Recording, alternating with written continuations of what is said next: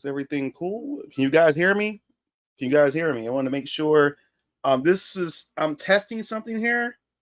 Let me know if everything is good. Let me check the comments. I'm not using OBS today. I'm using StreamYard and everything. So this is totally different. This is totally new. Let me see. Does that work? Yup. Yeah, it worked. Okay. We can show comments. What's up, Landon? What's up? Cole. Who else we got? We got Derpy in here. Lethal Company for now. Cole says, bruh, shadow dropping streams like this is crazy. We got PJ. Okay, I knew this was coming. Thank God my father canceled the visit I was supposed to have earlier today. All right. Yeah. I just want to make sure. Can you guys hear me? How's the visuals? Is it laggy or anything like that? Because I'm using StreamYard. This is my first time using this.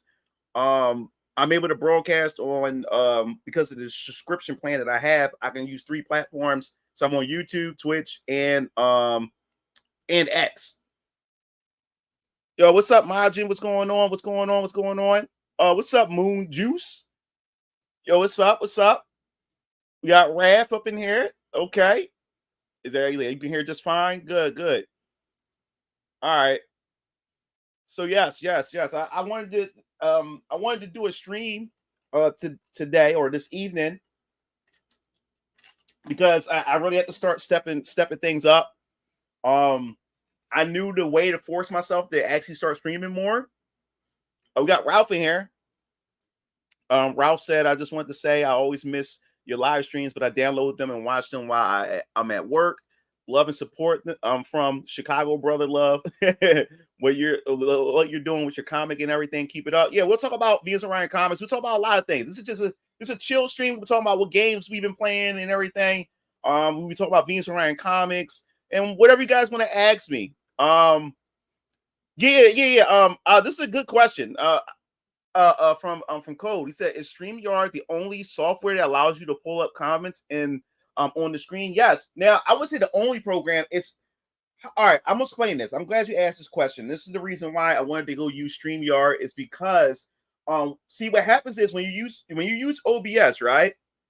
Remember when I was pulling up comments using last time, and I kept having all these problems and issues because what happens is I had to get a Google Chrome extension that allows you to be able to pull comments from the comments a window, live chat window from YouTube. But here's the problem. I'm using 2 screens. And what you have to do in your OBS, you have to create another scene to where it captures your monitor or wherever your screen is. So what happens is the only way that the extension works is when the live chat screen is it's active. So now what happens is not only do I have to stream while I'm streaming, I also have to keep the YouTube stream up itself. So I'm streaming with you guys while watching. I have to keep the YouTube stream up with the chat window in order for the extension to work. Now, here's the thing. I also have to crop out the comment itself that you guys would post. So what happens is if I decide to move to another screen, or if I click off of the screen, then the comment will disappear. So that means I always have to keep a screen on while I'm talking with you guys or whatever like that. You know what I'm saying? So it was becoming a pain in the ass. You know what I'm saying? Which means I would need 3 screens instead in order to get that to work. But with Streamlabs, everything is built into StreamYard. My fault. Everything is built into StreamYard, where I'm able to set up my own windows. I can set multiple windows up. So if I invite a bunch of people onto my stream where I have special guests, with the subscription plan that I have, I can have up to 10 people webcams like on there, and I can have, I can also share my screen, my monitor, so if I'm with the web browser and everything. And plus, it has all the comments built into the software itself. So I can just click on the comments and your comments will pop up. You know what I'm saying? So that's the thing with that. But the thing is with StreamYard, in order to get access to all these features, you have to pay a subscription, which is $40. I'm paying $40 a month. So since I'm paying $40 a month, I gotta get my money's worth. It's all it's going to do is going to make me, it's going to make me use it because I'm kicking out this money monthly. First, I was going to pay yearly because it said I would save $108. When I clicked on yearly, pay annually, that shit came to $423. I was like, well, fuck that. I'm not paying $423 out the gate or whatever like that, and I'm not sure how this is going to work out for me. So yes, I'm paying $40 a month. I can end the subscription anytime I want, but I'll lose all those features and stuff. But I want to try it out. That's how I take risks for everything. I tend to take once I put my money out there, it's all in. It's either sink or swim. That's how I would say I would say the same thing with Venus and Ryan Comics. Now I'm at what 50K of my own money. Look, it's either sink or swim, baby. I have to do it. There's no turning back at this point. Once you start investing and kicking money out, there's no turning back. You either do it or you don't. And if you don't, that means you wasted all your fucking money. So you got to make it work. So that's what pushed me to do the things that I do. When I make these, when I take these chances, is when I make that investment. And once I make that investment and drop that cash, it's all in. You got to do it.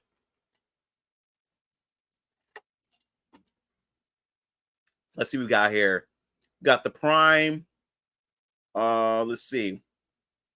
Both Nier games are amazing. Two of my favorite games of all time. Yeah, Nier Automata was my first Nier game I played, but I've seen my brother had the first Nier game with the old man Nier and on the PS3 when that first launched. And I thought that game looked the ass. The game was to me looked the ass. That's why I was like, I ain't playing this. So once Nier Automata came out and my brother Keo Lancer, he convinced me to play it. I decided to give it a try and everything. So yeah, man. Oh yeah, speaking of that, I forgot all about this. Okay, so let's do this for a second. So yes, here we go. Strike and KOTs, just a reminder to you for you guys. Strike and KOTs. Oops, I put it on the wrong. Yeah. Well, we just use this right here. So yes, as I said before, my brother Strike and Keo, they have their own t-shirt company where they can create custom t-shirts. We're based in Philadelphia. You can come where we have our own studio, we have our own steam press machines and everything. We do shirts, we can do hats, mugs, tote bags, tumblers. We can do mouse pads. We can do it all custom designs. As you can see, I'm on here as well. I have one of my favorite hoodies that my brothers made for me because they know I'm a fan of Mega Man Legends. They made me a Mega Man Legends hoodie, and it has Legend and it has Walnut on there. And I still have the hoodie. Really appreciate it. Big fan of it. And as I said before, if you're a content creator or you're indie comic person and you have your own indie comics or whatever like that, you're trying to sell you want to have your own merchandise or whatever, you can come to us. We have definitely package deals. My brothers just left the house right now. Keo just left the house right now to ship off a package that a Twitch streamer had hired my brother to put together a package for her merchandise and stuff like that. So he's taking it down to the post office down to ship it. If you live in the Philadelphia area or you live close by locally or whatever, if you make an order, you can actually come drive down to the studio and pick the order up if you live close by to our studio. Or if you live close enough, we'll even drive it and ship it to you. We'll drive to your location and just ship you the product as well. So whatever works for you, you can have a discussion with my brothers and everything. But like I said, you can catch us on locations at different cons because we do pop up at cons as well. And when you go there, you can come chat with us, talk with us. We have a lot of things to sell and everything. And plus, you can also put in a custom order at the cons. If you happen to see us, you can put a custom order right there, and we'll make sure when we get home and everything, we'll have that order done right away and have it shipped off to you and everything. So definitely check out Strike and KOTs. I'll put the link in the chat and everything. And yes, that's striking QOTs. All right, let me put this. I'll put it in the chat. Yes, and everything is here. I can just put everything here. Let's see. What we see, we got JPD, PDDD. He said I've been playing BO3, but honestly, I'm pretty interested in playing Stalker when it comes out. Other than that, Silent Hill 2 and some VR games. It's funny that you mentioned VR. I was doing VR today. I just started really getting back into VR. I was doing the VR workout like I always used to do, because now it's getting cold now. It's starting to the weather's starting to cool up and stuff. So I won't be doing a lot of outdoor walking, and I will instead either go to the gym, and then when I have extra time, I will come home and actually work out on my using my MetaQuest. Oops, let me take this charger out real quick. Using my MetaQuest 3. Wait, hold up. Let me take this off. Yeah. Using my MetaQuest 3 right here. I finally opened it up. I had the MetaQuest 3 for like a whole year, and finally opened it like 2 or 3 weeks ago. Yeah, like 2 weeks ago. And I bought the head strap attachment and everything. So now I got the head strap attachment. I can't put it back in the box. So it forced me to open up the stand piece that my daughter bought for me about a year ago for Christmas and everything, to put it all together, assembled it and stuff. And I started doing the workout earlier this morning when I woke up. This morning, I did my workout, and my God, like I said, like, good thing that I do my walks. So I have the stamina. I have the leg strength because I'm constantly walking. I walk like four miles, every other day and everything. But man, my lower back, I don't squat much. So I was doing this boxing, which I love the boxing. And I'm dipping and dodging, getting my combos and stuff like that.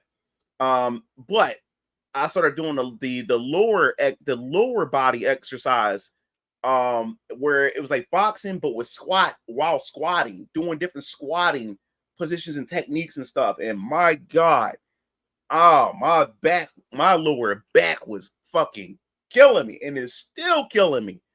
So it works. It definitely works. Like I said, I lost like 15 pounds, like 15, almost 20 pounds, doing the VR workout and everything. I love VR. I just wish AAA developers and adopt it more.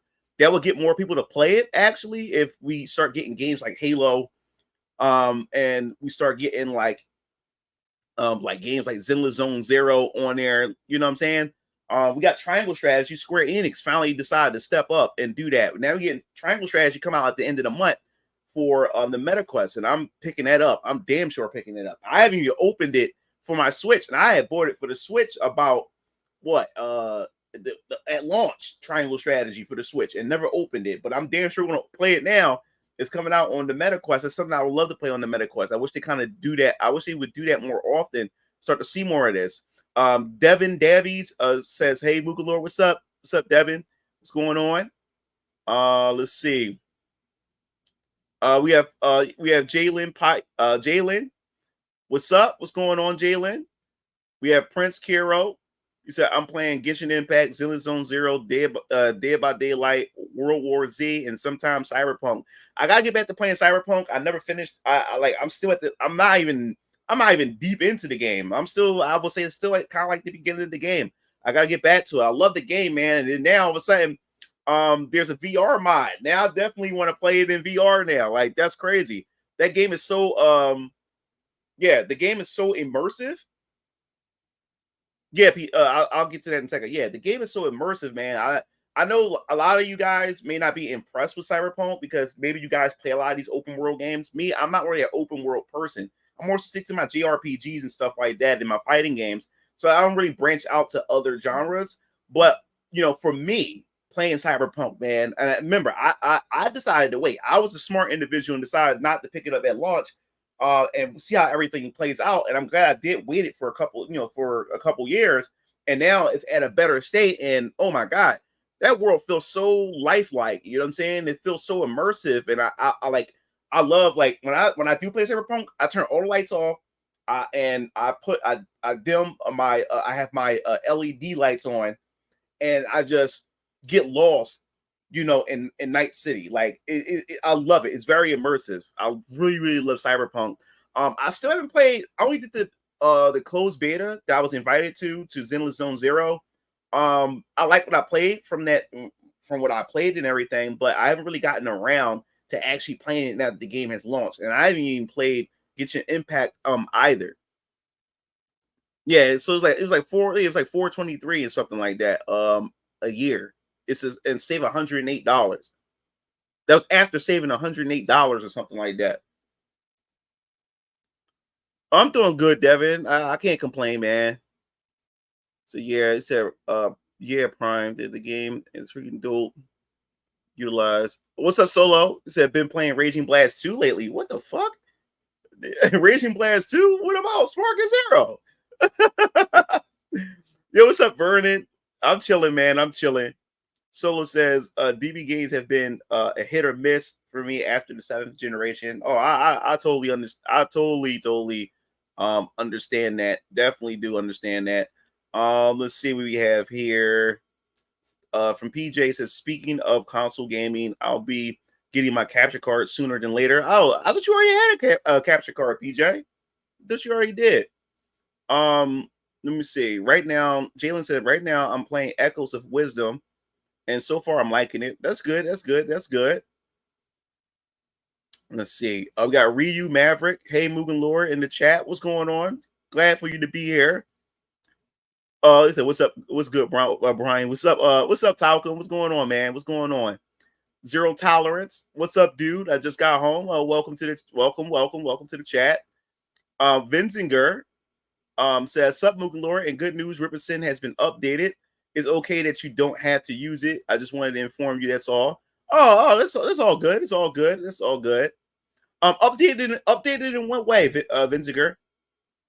So I've been playing Gravity Circuit. Gotta get your Mega Man fix. Let me see. I will soon get. Devin said I will soon get Sonic, Cross Shadow Generations on Xmas Christmas Day. Yeah, I may pick that up on Christmas. Like I'm not too in a hurry to grab a lot of games. I gotta get Romancing Saga. But there's so many games coming out, so I'm gonna get Romancing Saga next month, along with what I think Mario and Luigi come out next month too for the Switch. So I gotta get Mario and Luigi. I gotta get Romancing Saga. And I want to get probably for Christmas. I may get the Sword Art Online Factored Dreams. I think it's called. So I may be picking that up as well. I'm gonna get it for the Xbox Series X, and I believe it's crossplay too. So I'm gonna get it for the Xbox. If you guys happen to get it, I would love to actually like play with you guys, probably on a live stream or something like that. I think that'll be that would be fun and everything. Let's see. Yeah, Keanu does the voice. Yes, he does do the voice of Shadow. Hell yeah, VR from Derpy. I love me some VR, man. Landon says, which new game do you wish Sakurai is making? I really don't know, man. Like I don't really have a game that in particular that I wish. I really don't. Damn. It said VR is cool, but I can't stay in there long. Well, it's not meant for you to stay in it long. I mean, some people can do it. Me, I just get my VR fix for the day, and then I move on to other things. Unless it's a game that really like when there's a new game that I really like, man, I can't seem to put it down. But you have when it comes to VR, you do have to give yourself some breaks. You get like don't. It's not meant for you to stay in it for long. But I mean, they're trying to get you to that point to stay in it for long. But for me, when it comes to VR, man, it's a great experience. I think it's even more fun. I think VR is more of a social thing for me. I think it's more like a great social type of device. I think VR is fun when you're playing with other people. I mean, it's a fun solo experience. Oh, the motion. What do you mean? Like VR is trash. Motion controls, no. Motion controls is awesome in VR. Unless you playing a shitty VR device, the motion controls are very accurate. Like I have some great experiences with the motion controls, and they're to me they feel more. They are much better than how we had with the Nintendo Wii U and not the Wii U, Nintendo Wii, the Kinect, and PlayStation Move. Like these motion controls are fucking awesome, and it allows you to be able to interact with the world. That's the whole point of those motion controls, to interact with the world, and you're actually able to interact with it. Like I said, the first time I played, I experienced it when I bought the Oculus Rift S, and I played Robo Recall, you're in the laboratory, the Robo Lab, and it was just amazing, man. Like I'm you have to retool your brain because you're not playing with like a traditional controller. Now you're interacting, you're in the game world itself, and the rules are much different than how you had to abide by rules, with a controller. So now I'm interacting with things. I'm picking up a book and I'm actually holding the book. I'm able to turn it around. I'm actually able to read the lettering on it, the details. The physics is crazy. So if you know your physics and you know the laws of physics within these worlds, you can do almost practically anything or whatever like that. Whatever you can put your mind to, you can do in these worlds because you're not using a controller. You can't apply that same knowledge. You have to apply it as if you're in the real world itself and you can do all these crazy things within it. It's just I just love it. Oh, what's up, Omega? What's going on? We have Kev. Is it jump back into Phantasy Star Online 1 and 2? New Genesis is trash. Yeah, a lot of people's disappointed in New Genesis. A lot of people call it a cosplay simulator because that's what it's all for. Like most of people go in there and cosplay. I kind of felt worried for New Genesis was because the fact is that the day one that I played it, it felt like, man, that's all there is to this. And I don't like how like New Genesis, I thought I was up for like this whole open world because like New Genesis act more like an MMO where you have these open regions that you can run around. But I like the original way with Phantasy Star Online, 1 and 2, where you teleport down into these instant dungeons. Like I more so prefer the dungeon aspect rather than these open regions. I don't know, man, but I still haven't jumped back into it. I still want to give it some time before I jump into it, where I can better just go in and soak up the content and everything like that. But people are very disappointed in it, and I'm like kind of disappointed too, is because I was really hyped for that game. You see the content that I was talking about, hyping up the game, because like Sega never missed a Phantasy Star Online, especially Phantasy Star Online 2. They never missed. It was like a really really good online multiplayer RPG. And then when Genesis come out, Genesis is supposed to just take it to the next level. It's the next generation, of this experience, and they didn't do right by it. Let's see. We got Nova. Nova said, "I don't have time to play anything aside from FNAF on my mobile phone while I'm at work." Yeah, my daughter, I had bought her FNAF for the MetaQuest, and my daughter completed it. She loved it. Let's see.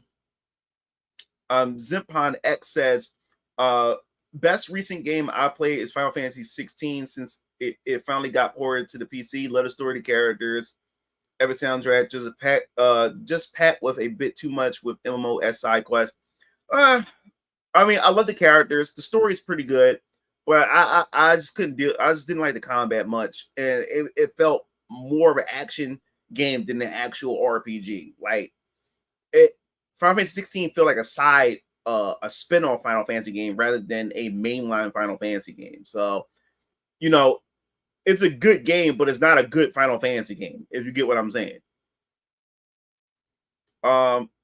Johnny said, I bought Cyberpunk a few weeks ago, currently playing through Witcher 3 for the second time before jumping into Cyberpunk. Yeah, man.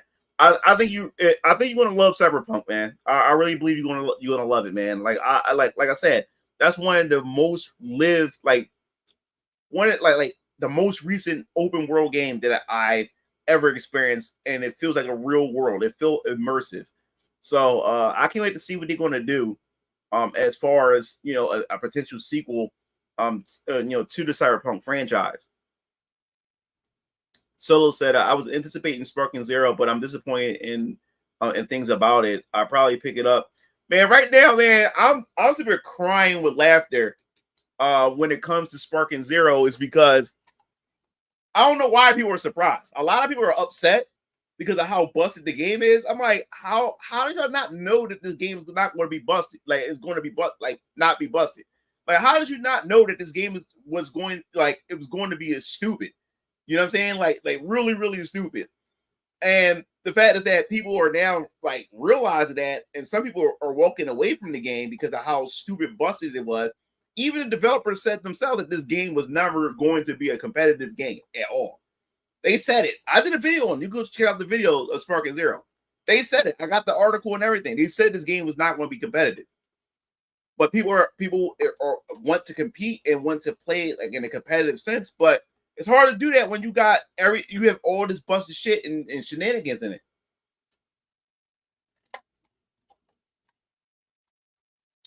It's really hard to do that.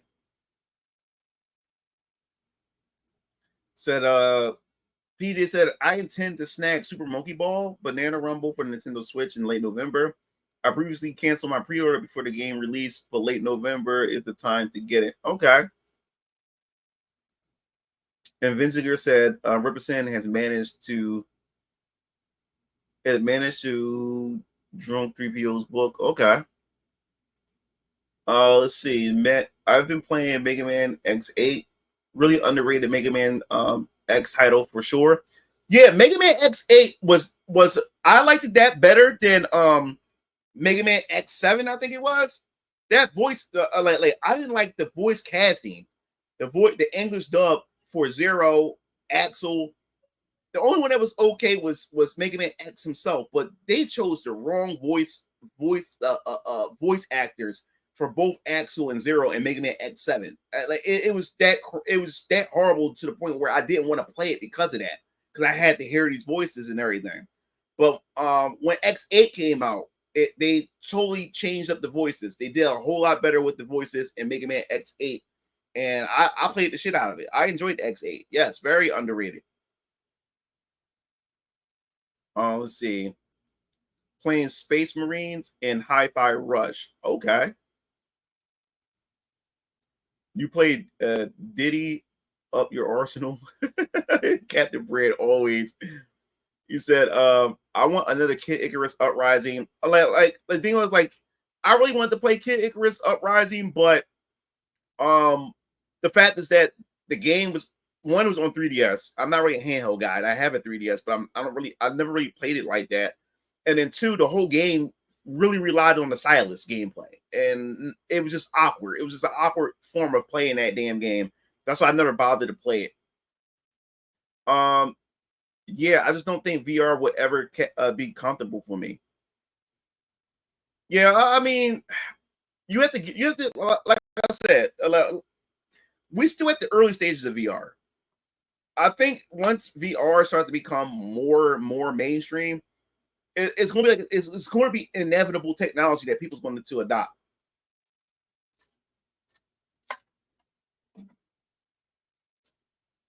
And like I said before, VR is fun when it's much more fun and immersive when you're playing with other people or you're interacting with other people.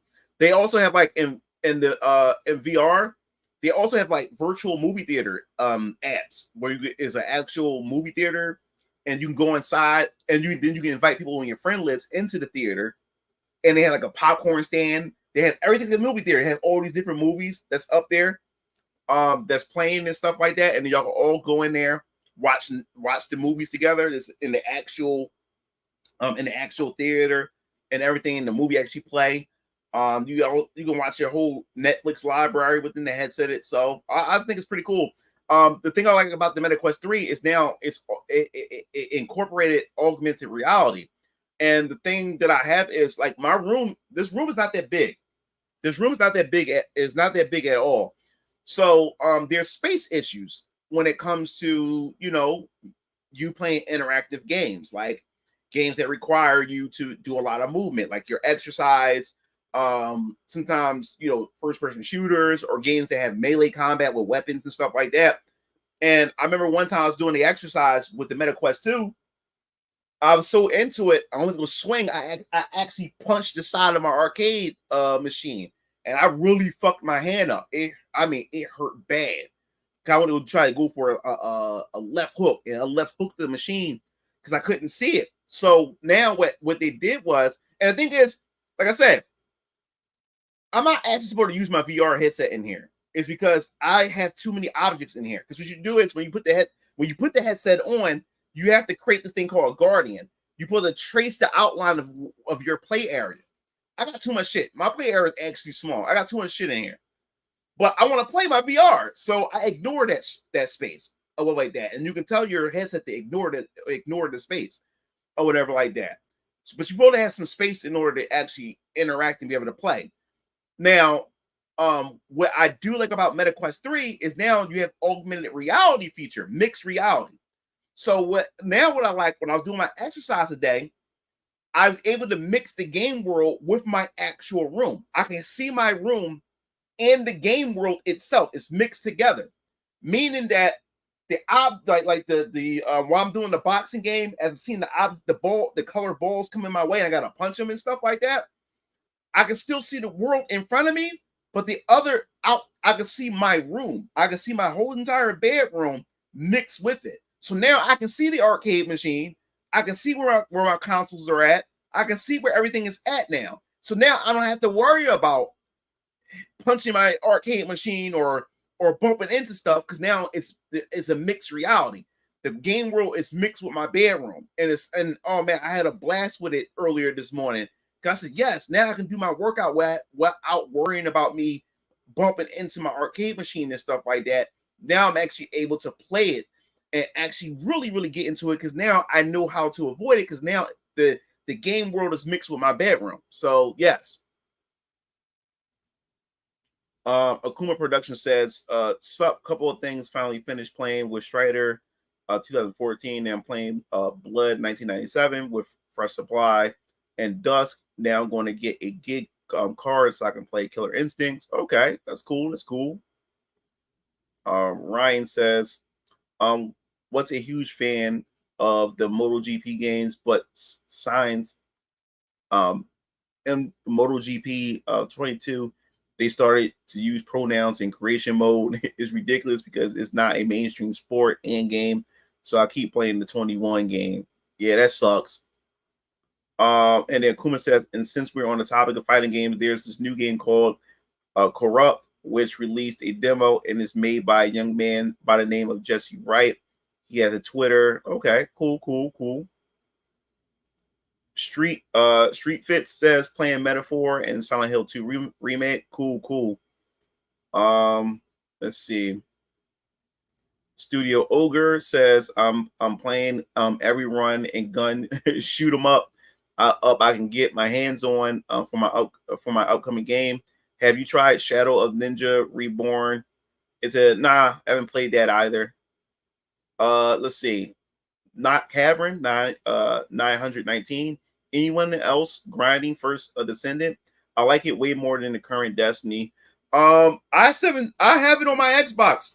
I have the game. I installed it and everything. I haven't even played it yet. I installed it the day one it was ready, like that it came out. That you able to play it and everything. I still haven't got around to playing it. So hopefully I'll try to boot it up at some point, probably next week or something like that. I'm gonna try to do that. Let's see. Dances with Incels. That name. Modern gaming is dead. I think Grand Blue Fantasy Rise will be the last modern game I ever buy or get into. Speaking of that, Grand Blue, I have to get back into Grand Blue Relink as well. Oh, thanks for the $5. I really appreciate it. So I wasn't a fan of the combat of New Genesis. It was brain dead first time I'm trying. It was yesterday. Lucky Sega allows you to go back to the classic PSO2. Yeah, they know what they were doing. I believe that's why they kept the PSO2 still around, because of the possibility of them fucking it up. Genesis up. That's I believe that's what that was all about. And then Akuma says, and sup, Mugen Lord finished playing Strider 2014. Now playing. Okay, yeah, I saw that.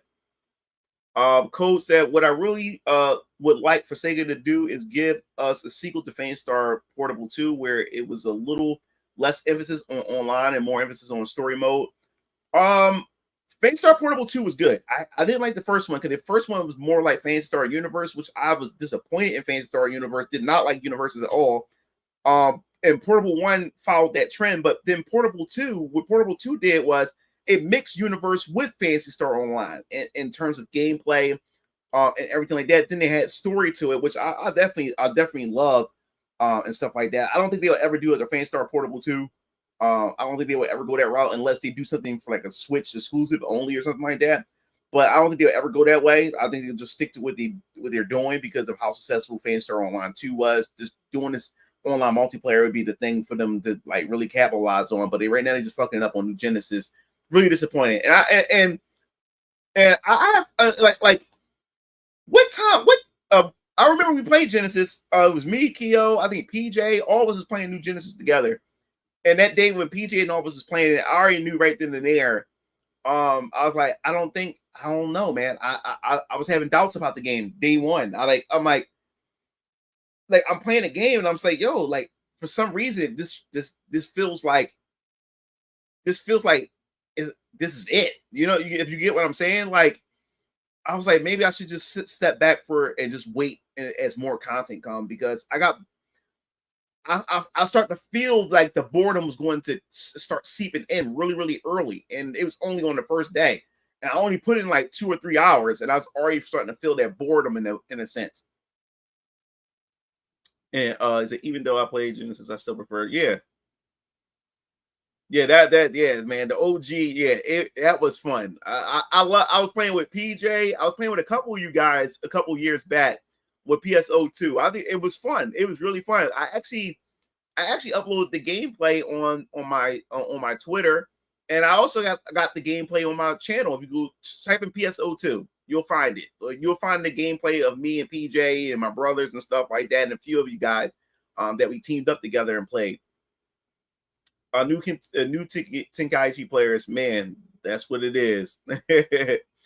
Tenkaichi 3 and Raging Blast make Zero look like a joke in terms of that. Okay.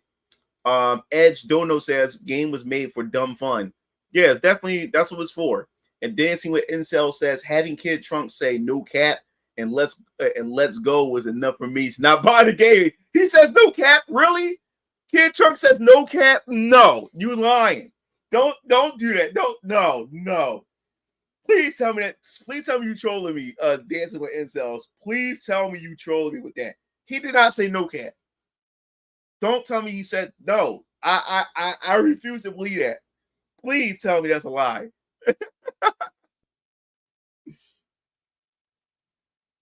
Said Raging Blast isn't even busted like that online. And Nukami says, what games am I playing right now? Technically, I'm not playing anything right now. Well, I'm about to start playing next week some games. I gotta finish. I'm at the very end of Final Fantasy 16. I gotta finish that. After I finish 16, I gotta get back in. I gotta finish Stellar Blade because I'm not too far from the end of Stellar Blade either. Gotta finish those games before I can even jump into most of my recent games. And then, so after I finish Stellar Blade, I gotta go right back to Grand Blue Fantasy Relink and finish that as well. Then I need to play some multiplayer. If you guys got Relink, I would love to play with you guys. I would love to stream us playing the game. Like I'm playing with my brothers too, but it's just me and my brothers. We still need another member. I don't want the CPU to play with us. I like to have a full full party of actual like live players playing Relink, playing the multiplayer together.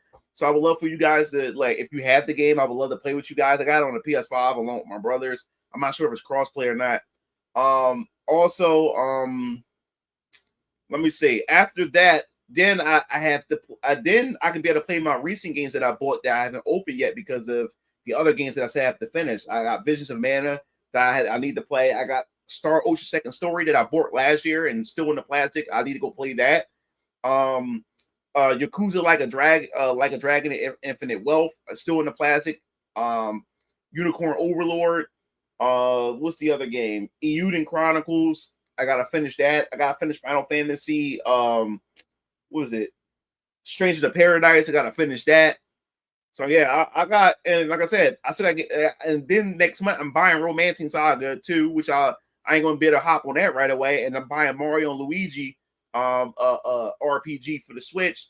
So I won't be playing that day one either. So there's a lot of stuff I gotta catch up on first before I'm able to jump in any of those kind of games. You know? Let's see. Omega Boris said, I just got Black Ops 6. Oh, Black Ops 6 is out already, Boris? He said, I just got Black Ops 6 and Sonic and Shadow Generations just now, and hit me back up before I pull up and cut your hair. Shut up, Boris. Yeah, man, I've been busy, man. Like, I've been real busy. We just got that box right there. I got other boxes. We've been spending time in the studio getting Venus and Ryan comics. Oh my God. Jesus Christ, man. I am so excited. I can't wait to show you the hoodies, the VK hoodies. I got so much stuff to show you guys that we did for the merchandise and the products. The Venus and Ryan comics hoodies, the VK hoodies. We got so much different types of merchandise that you guys are going to fucking love. When I say you guys are going to love it, I can't wait to January when I'm able to do the campaign and start putting this stuff out there. So that's why I haven't been answering anybody. I haven't been talking to anybody on Discord. The only person I opened up my Discord to talk to is my artist, Jessica, because me and her are working together. Like I said, she's the only one. Like, if she hits me up, like I said, our time zones be like 13 hours apart. I don't care. It could be 2 in the morning. I'm sleeping and shit. If my phone goes off that she's contacting me, I get up for her. She's the only one I would actually answer most of the time, like, because we are actually working together. She's the one that's responsible for drawing my book and everything like that. So me and her, we work closely together. So I paused everything for her. I stopped everything because this is for Venus and Ryan Comics. So yeah, once I get all the stuff off my finish getting all the stuff out of the way, I'll definitely hit you up, Boris. But I've been so goddamn busy, man. Let's see. Hey, Mugen Lord, have you ever played any Strider games? No, I wasn't really into the Strider games. We have a barcade in Philadelphia where it's a bar and it's an arcade, and they had the original Strider game there. And I never played the original on Sega Genesis when it came out. Never played it. I never even heard of Strider until Marvel vs. Capcom 1. I didn't even know he had his own game at the time. Yeah, they had at the barcade. We took my dad there on his birthday. It was in June that passed. And me and my brothers took my dad out to the barcade, and they had all the classic arcade machines on the first and second floor on the balcony and stuff. And for the first time I saw the actual Strider arcade machine, I went to go play it. I just couldn't get into it. It just wasn't my kind of game. So that's why I didn't bother to play any of the recent Strider games. Let's see. We got Overkey. Yo, what's up, Overkey? Yo. To my favorite motherfucker online, me no disrespect, Mugen Lord. Much love, my G. Yo, what's up, Overkey? Really appreciate it, man. Always love having you here, man. He said, I'm stuck. Let me see. Oh yeah, and Warhammer. I gotta finish Warhammer. I'm only playing Warhammer co-op on my brothers. So this week coming up, I'm be going back to playing some Warhammer with my brothers. The thing I'm having trouble with is I'm trying to learn how to just play my games for enjoyment instead of always trying to find some way to make content out of it, because being a content creator, I'm always in content creator mode, and that also ruined the enjoyment of games. Because like for me, when I play a game now, I always got to have my capture card on to capture moments and stuff. Maybe I could turn it into a video at some point down the line, or use it as B-roll when I'm not showing my face on cam and I just want to have B-roll playing and stuff like that. And just in case I want to do a future review for a video or a retrospective and stuff like that. And that also gets in the way of me actually enjoying the games and stuff like that as well. So I do want to talk about Warhammer 40K at some point, but I do want to just play Warhammer 40K without recording anything. You know what I'm saying? But the struggle that I have about that is that if I ever do want to get footage, that means I have to go back and reinstall the game after I finish it, and I gotta find a certain save state to get certain footage that I want, or I may have to replay to it's just, yeah, you get what I'm saying. Baldur's Gate 3, I'm gonna eventually play Baldur's Gate 3. I just don't have the time. That's another RPG. I mean, like I said, despite the bear sex and all this other type of stuff, I give credit where credit is due. People say it's a great game, and from what I see, it still looks like a good game. On Baldur's Gate 3. So I'm going to eventually jump into Baldur's Gate 3 and get some mods and stuff for it at some point. But yeah.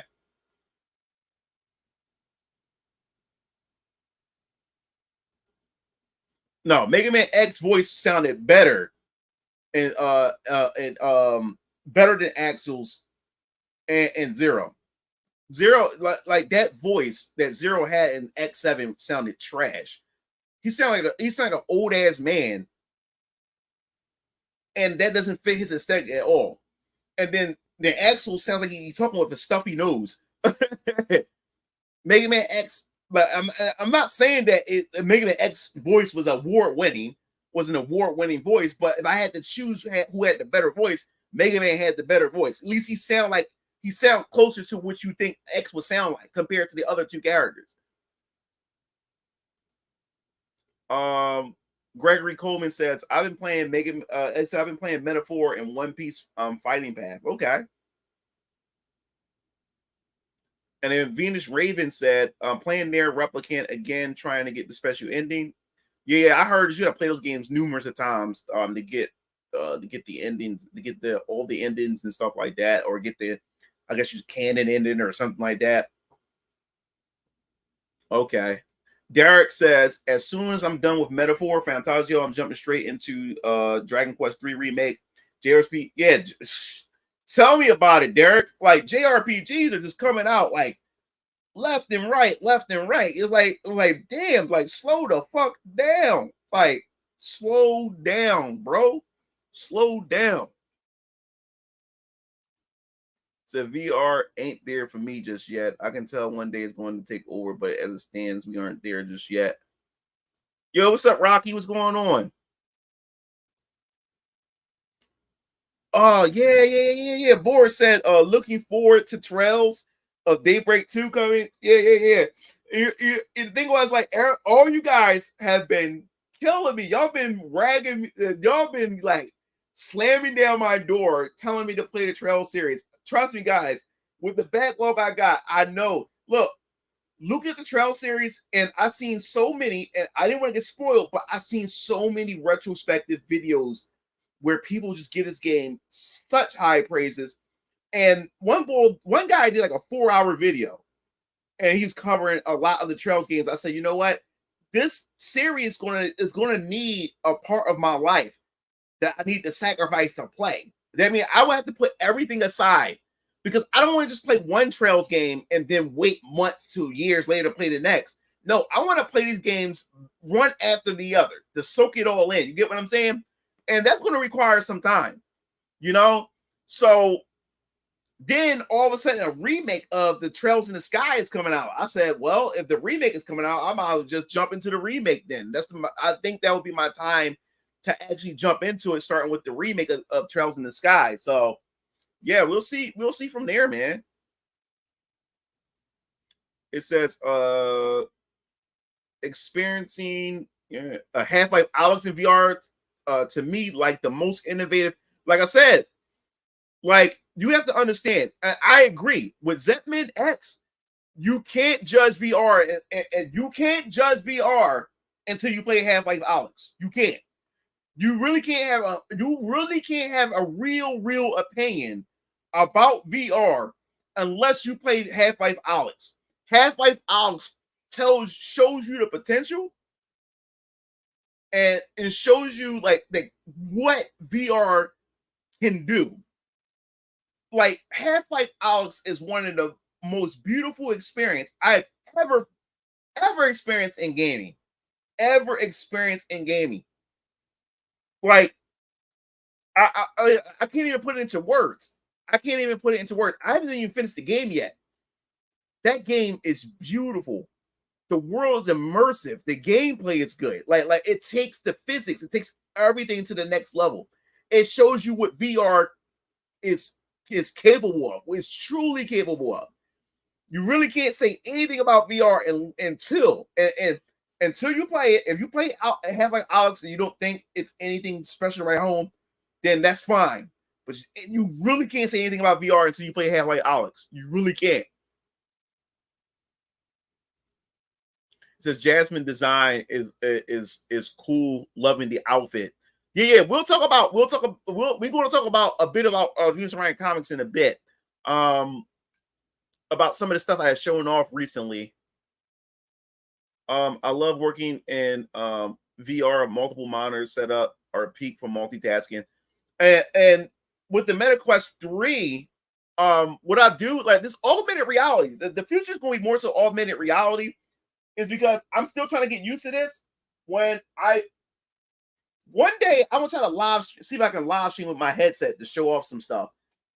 But the thing I'm still trying to get used to when I put the MetaQuest 3 on with the augmented mixed reality and stuff, is that when I put it on, what I like about it is my room, because like you have to understand the other MetaQuest, the MetaQuest 2 and the Rift and everything, when you put the headset on, you're able to see your room in the older headsets, but everything was in black and white. You really couldn't see the real details of your room.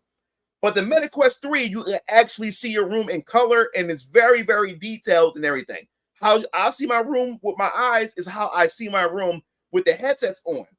So then they get the augmented reality, and I'm trying to. It's still something I can get used to, but the moment I put it on, my display shows up in my room. I can set my display up everywhere, so I can have my YouTube here, I can have my Facebook here, or whatever I want to do. Then you can use hands. You don't have to use you don't even have to use the motion controls either.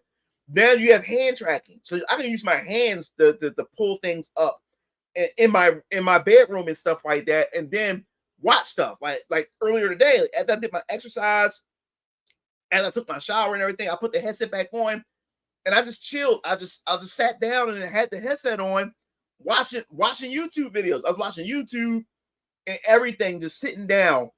And when I'm watching YouTube, you're in like this theater room, like it's all black in this black theater room, this big screen. Or you can do augmented reality where you have the YouTube screen pops up in your room itself, and I think it's just pretty neat, man. And then for the first time, I tried hand tracking, where I'm able to touch everything with my hands instead of using the controllers. And even when I'm typing up things, I can type on the virtual keyboard with my fingers and stuff like that. I think this is pretty cool. So it is evolving. VR is evolving.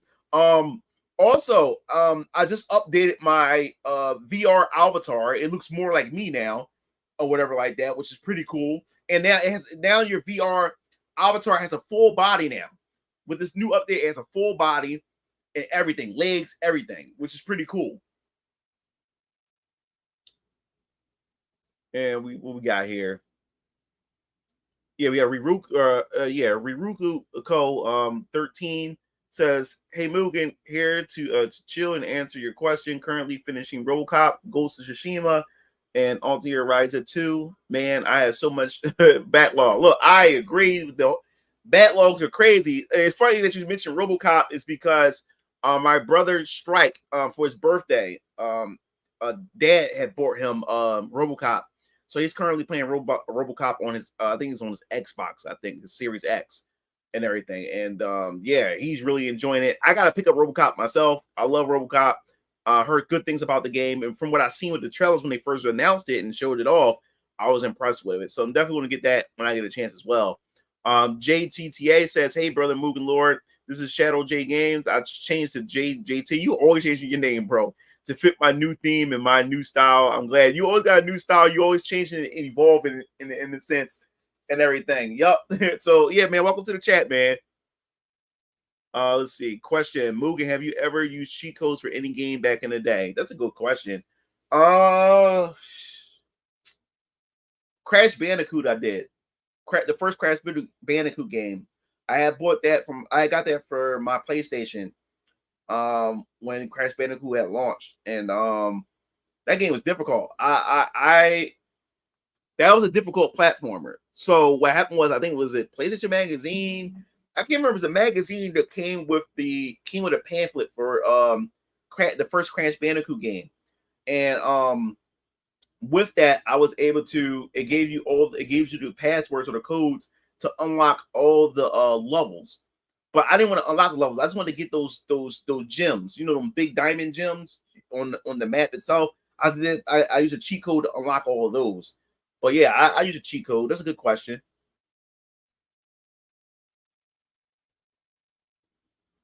Said XR is looking promising.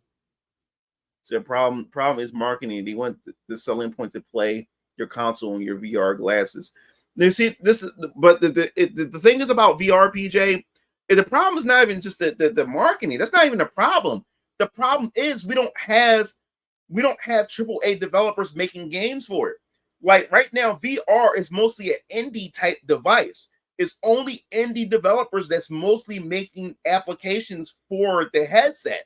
There's no recognizable IPs for people to say, yo, I gotta get a VR headset for this. We need more AAA developers designing and developing games for VR. Like if CD Projekt Red put Cyberpunk, made an update for Cyberpunk 2077 as a patch update to incorporate natively VR, I guarantee you a lot of people, especially when you have content creators that make Cyberpunk content, and you have those content creators going out there like selling it to people, saying, yo, you gotta go get this, like this is good, this, that, and the third.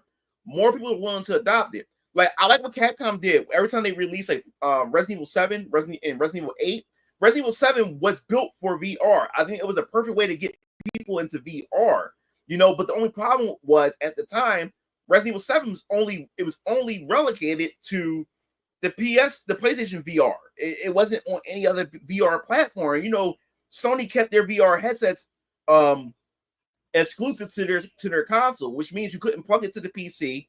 You only could play it on the PlayStation, so it was only trapped there. So I did like the attempt that Capcom was doing with the Resident Evils by making having an update, especially with Resident Evil 8.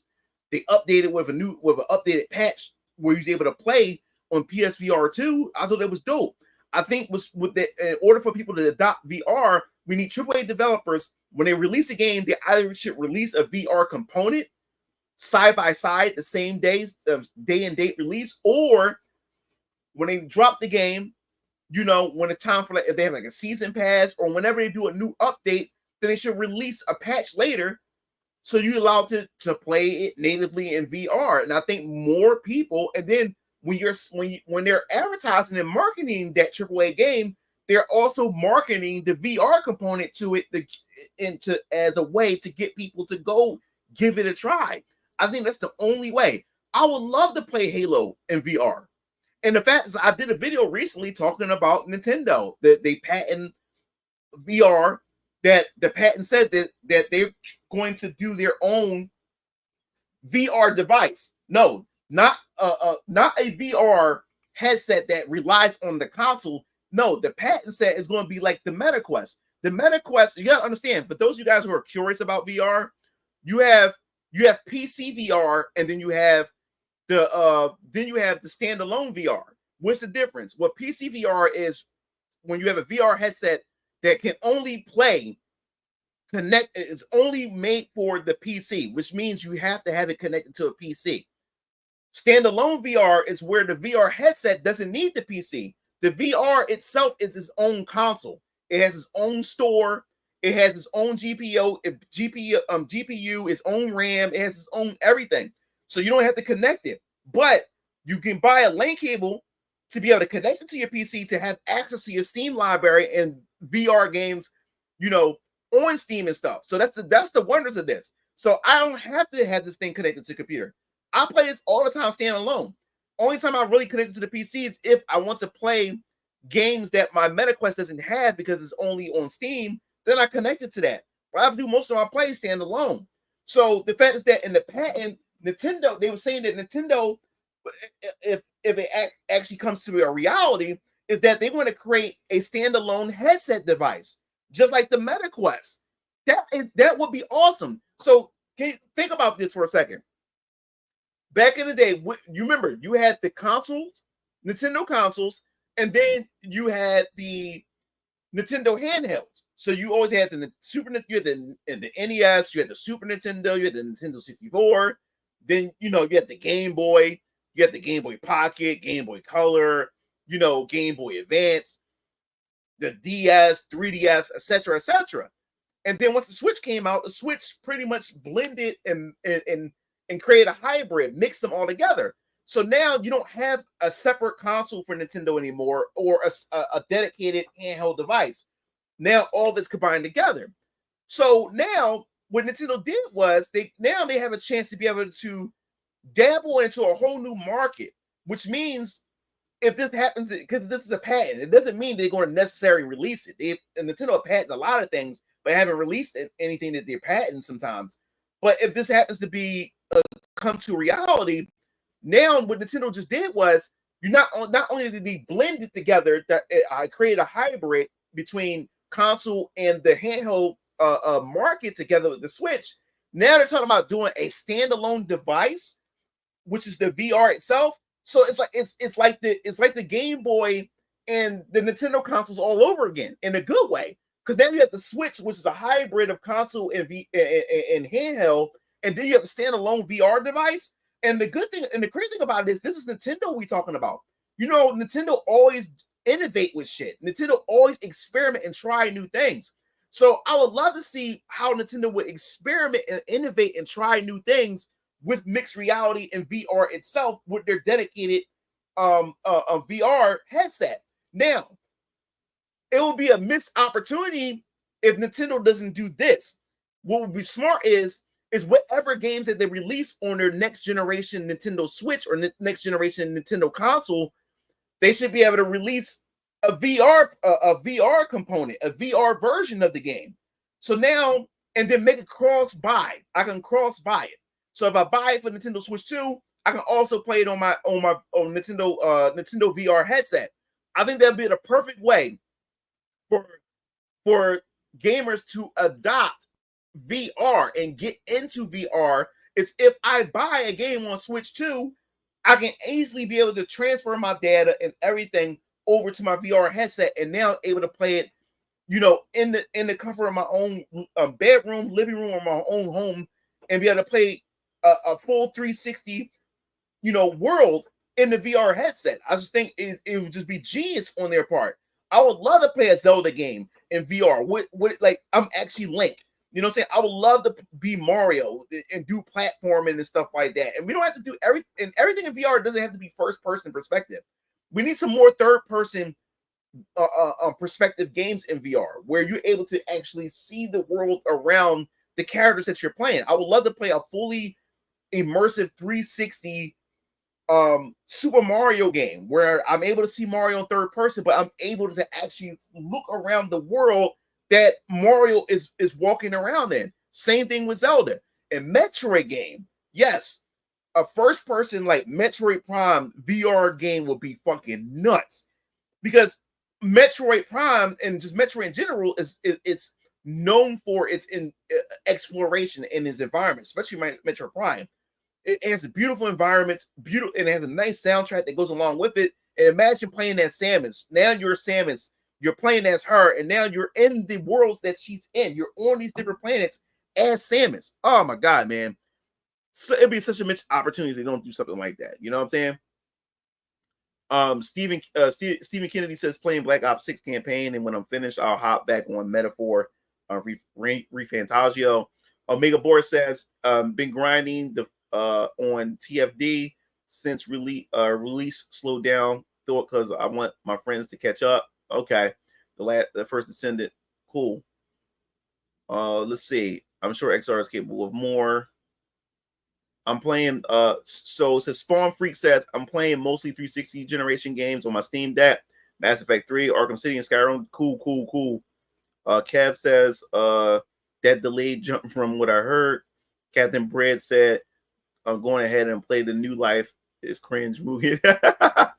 Rav says I said I didn't mind PSP 1, but my problem with 2 was that Amelia was kind of annoying crybaby. Okay, so Phantasy Portable 1. Unless Sony is making a PS Vita follow-up, I don't see a PlayStation Portable 3 coming up. I think there's a rumor that they may be doing a new handheld. And I know Microsoft is a rumor that Microsoft will be maybe doing like a Switch, like a Switch, like my Xbox or something like that. Let's see. What's the shit though? Yeah, Phantastar Portable 2 was the only time I cracked open my PSP. Phantastar Portable 2 was dope. Like me and my brothers and my boy Forrest Gardner, we used to have so many sessions of Phantastar Online Portable 2. It was a fun game. We used to clock in hundreds of hours on there. And like I said, I'm not really a portable guy, but that was the only time I really put hours in my PlayStation Portable. Like games that made me really play my PSP was Joan Dark, which is a tactics game.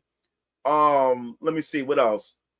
Ys, was it E6 or was it E7? It was one of the Ys games. I think it's E6. I think it was. E6 was another game that I put hours into it in my PSP because, like I said, I never really played my PSP. And let me see what else. Whatever PSP and the Phantastar Portable, too. Those were like the real only three PSP games that really made me put hours in. I mean, I put hours in Crisis Core because I wanted to, I'm a Final Fantasy 7 fan, but I didn't really like the game. But I put those hours in to finish the game to say, hey, I beat another Final Fantasy 7 game or whatever. But most of the time on my PSP, I was playing PS1 games. I was rebuying the games from the classic store. I was playing Final Fantasy 7, Final Fantasy 8, Final Fantasy 9. I was playing Final Fantasy Tactics. I was playing Xenogears.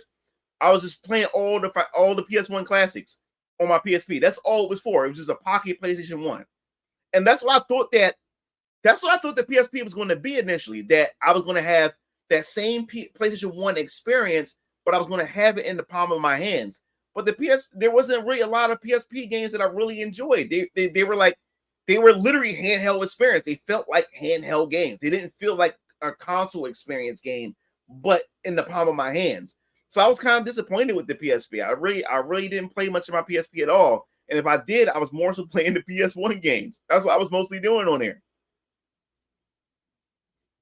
Street Fits said, I played First Defendants for about 5 hours and lost interest pretty quickly. The only thing it has is tits and ads, but it's heavily saturated with microtransactions. It is pay to win. Oh yeah, for sure.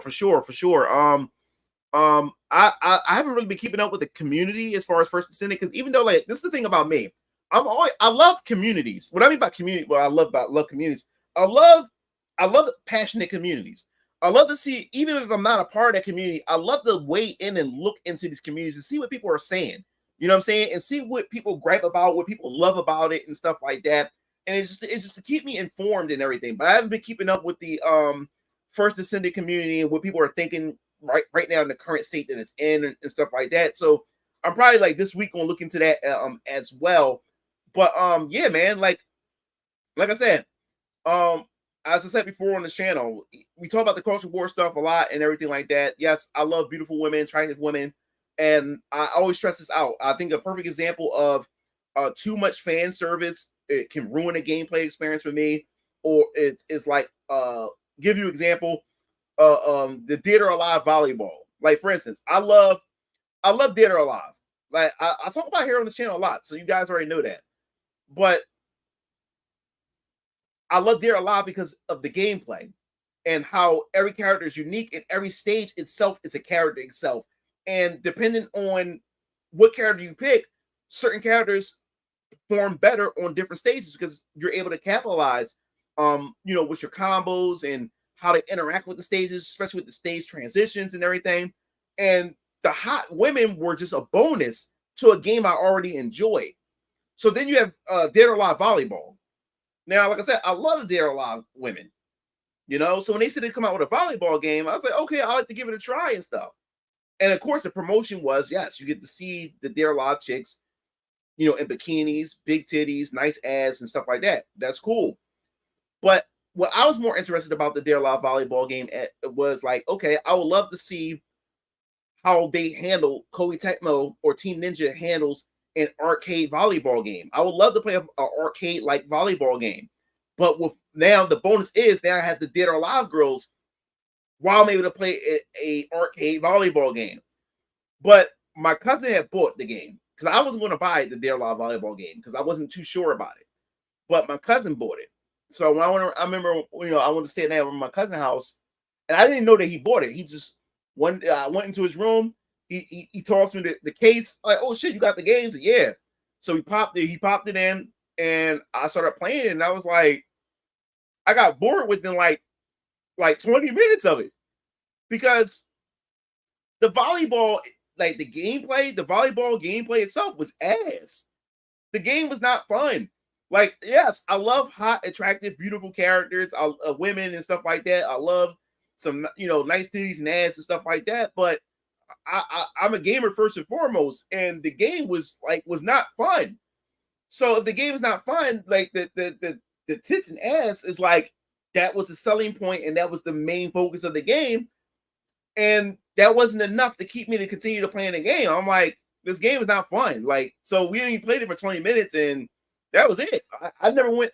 So I was like, well, I'm not buying this game. And they continued to come out with other games and stuff in that series, but it wasn't something that I wanted to play. So yes, I love attractive characters and everything, but that's not everything to a game if the game is trash. If the game is trash, then none of that matters. Yeah, it's just a trash game with hot characters in it and stuff like that. That's not gonna be enough to sell me to buy a game. You know what I'm saying? So yeah, so when it comes to First Descendant, I get what you're saying, Street Fits. From what I played with First Descendants, because I don't play looter shooters, so my standards of what a looter shooter should be is going to be completely different than you guys who play looter shooters, more than I do. So you guys going to have a different opinion than I do when it comes to looter shooters. But for me, from what I played, I enjoyed about it, but I totally understand. For some people, you need more than just tits and ass. Like, yes, it's enough to get me to try the game, but is it enough to get me to, if the gameplay enough to get me to stay playing the game? If you get what I'm saying, Moshi says, I'm gonna say this to the anime gaming community: Sparking Zero is mid as fuck. I mean, like I said, like Sparking Zero, like I don't know what people were expecting from the game. I respect for Sparking Zero and what it's done for the community and the hype that it generated and stuff, but that's why I wasn't in a rush to go out and grab it. I probably wouldn't grab it during the holidays just to have it. He said, I never got into 2, but me and my friends killed the Phantasy Star Online demo on the. Yo, my little brother Strike, they used to kill the demo of Phantasy Star Universe. Him and his friends from school, and they was like an elementary school when that game was out. And all they used to do was play the demo all day. Just play the demo, keep playing the demo over and over again. Bleach game finna be ass and mid. Now I don't know from what people are saying, that this one feels more like a fighting game. That the new Bleach fighting game, the Bleach Arena, they were saying it got a lot of mechanics, and the way the game plays, it's like they're really making this more like a actual competitive arena fighter. They're saying it actually got spacing, they got all this other type of stuff that make it feel more, because it doesn't play like an arena game. Yes, it's an arena game, but you're still fighting on like a 2D axis. You know what I'm saying? You're still fighting on a 2D axis and stuff like that. Opposed to you able to run around in a full 360 environment, like how you play Ninja Storm and Sparking Zero and stuff like that. So a lot of people are saying, and from what people have seen or played or tried the game, saying that, no, this one seems kind of legit. But we'll have to wait and see.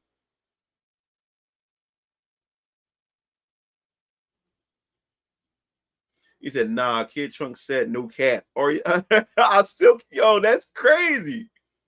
He said he did. He said Gotenks also said peanut butter jelly time back when it was popular. Oh shit. So they behind the curve when it comes to like the latest lingo for the generation. Maddox says yes. He said he even did say let's go thing. Nah, ain't. He said, nah, ain't my nigga online repetitive fuck gets boring hella quick. I mean, Goten and Android 18 called 18 a baddie, so it's not far fetched. Are you serious, Boris? Like, yo, he ain't finishing shit. Shut up, Boris. He said, y'all know his ass don't be on the game like that. Exactly. I played the Marvel vs. Capcom Fighting Collection. Yeah, I'm gonna get the physical next month. Relink multiplayer was so fun. Yeah, I gotta get I gotta get into that. I want to play the multiplayer. I gotta beat the game. I really want to play Relink with people.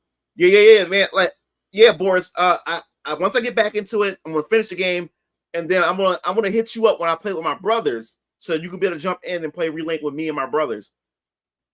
So for me, it's Life is Strange double exposure.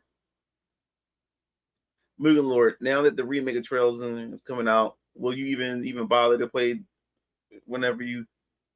I mean, if the remake come out, should I play the original? If the remake coming out, I'd rather just play the remake. Star Ocean was amazing. Love me some Star Ocean. No, from what I played of Unicorn Overlord, the demo and everything I played of Overlord, love it. So once I get into the full game, I know I'm gonna fall in love with it. Yo, what's up, Moshi? What's going on, man? He said, that whole mid too. Yup, Black Ops 6 out. Oh, what's up, Lionel Player One? My backlog of demos and new games that came out months ago.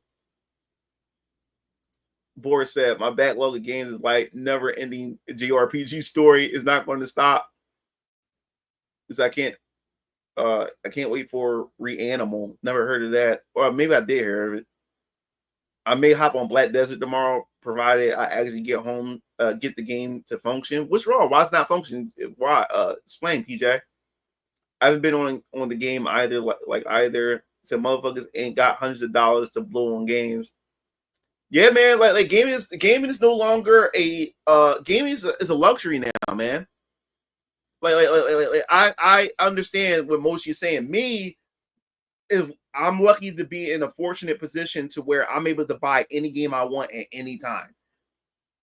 But me, I'm a responsible person, so I don't do that. I'm a father. You know what I'm saying? I have a daughter and everything. So my daughter comes first. My responsibilities, bills, and everything come first. But if I want to actually like whatever game that come out, I can get them day one. If there's 3 games that come out in 1 month, I can get all 3 games if I wanted to. But like I said, responsibility comes first or whatever like that. And I budget myself a certain way. And I got into the sense to where what's the point of buying every game when it comes out, the month that it comes out, when I'm not going to play it anyway? I end up buying the game. This is what I do. I buy the game, come home, and sit it with the rest of my backlog and go back to doing videos or working on Venus Orion comics or animating hentai or something like that. What's the I started learning like stop buying these games, stop buying them day one because you're not gonna play them. You're not gonna play them at all. You're not gonna play them. You're going to sit in your backlog and you're just making your backlog bigger and bigger. You know what I'm saying? Let's see. Met says there are way too many games coming out that are constantly fighting for our attention. Yeah, it's so many games is coming out, and like I said before, gaming has become a luxury, and because of Bidenomics and with this inflations and stuff like that, it made it even worse. Where you have to make a choice that you can't go out and buy the games like that. And I don't know. I felt like doing this for a long time. It made me realize how privileged I am as an individual. It's because there's a lot of people that I've grown to know on YouTube, also on my Discord and stuff. And I've grown to know a lot of you guys. Where I heard from a lot of you, from plenty of you guys saying that you only able to only get 3 games out of the year. You know what I'm saying? So you mostly rely on emulation and things like that. And that's what made me realize that damn, I am privileged. I thought that people can go out and get games the way I get games. But a lot of people out there can't get games the way I can get games and stuff like that. So it comes to a choice where a lot of people have to make a choice. Should I get this game or wait for a sale for this game? Or should I wait until next year to get this game? Or I'm going to wait to the end of the console's life cycle to actually go back and actually buy this game? All kinds of stuff like that. So it made me realize how privileged I am as an individual. Basil says, booted up my PS4 and got PS Plus. Play through Bloodborne on Switch. I was playing Tevi. Don't know what that is. I got my hands on a physical copy. Cool, man. Overkey says, am not going to lie. I've been playing the shit out of the new Dragon Ball Z game. Everybody's been playing the shit out of it. So I totally understand. So I started playing Strider 2014. Yeah, I'm gonna pick. I decided to wait for like to the Christmas holiday to get Astro Bot. I'm gonna pick Astro Bot up. That'd be like a Christmas holiday gift, to play and everything. Like I said, it's too many games. I still gotta get Romancing Saga 2. I still gotta get a Sword Art Online. Was it Fractured Day? Fractured Daydream or something like that? And I still gotta get Marvel vs. Capcom 2 collection, Marvel vs. Capcom Fighting Collection, physical, and Mario. I think I mentioned Mario and Luigi. Yeah, Mario and Luigi. So I'm like, man, it's still so many games I still want to go pick up and stuff, and a lot of them still gonna be on my backlog. But I want to make sure I just want to have them. Now, what I'm going to be mad about is the Switch 2. If we are getting the Switch 2 and or whatever, it better be backwards compatible, because most of my backlog is my Nintendo Switch. That's where most of my backlog is at. Shit, I just gotta finish Armor Core. I just gotta finish that Fires of the Rubicon or whatever like that for the Series X. Let's see. Oh, what's up? What's up, Chris? What's up, hitting hockey? Too many 100-hour RPGs. I stopped buying new releases until I get through what I have. Visions of Man is probably the next for me. Yeah, man, I want to get to that game so bad, but I gotta finish these other games first. Yeah, look, Boris was the one that told me first, and then was Code J. After that reinforced what Boris was saying about the Trail series. It was Boris. Boris been on my ass for the longest. That's what I did with Trails of Cold Steel. Had every single one and played it back to back. Yeah, I have to play them back to back. Maverick Hunter X voice was the best. Yeah, it was. I agree, Lionel. Trunks said, "No cap, let's go." In the English, though, Vegeta tells Trunks that he will bring if I was in Japanese. It said, "Wow." Yo, Mugen Lord, have you played the Valkyria Chronicle games? No, my brother Keo has them. If I wanted to play them, I can go get them from my brother. But no, that was another series that I was supposed to get into. Never did. What games am I playing? This is from Little Hayabusa.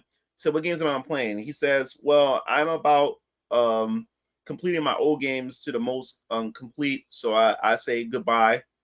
So I can say goodbye. I haven't paid attention to the rest of the stream and stuff like that. No, it's all good on Little Hayabusa. That's another thing I learned too.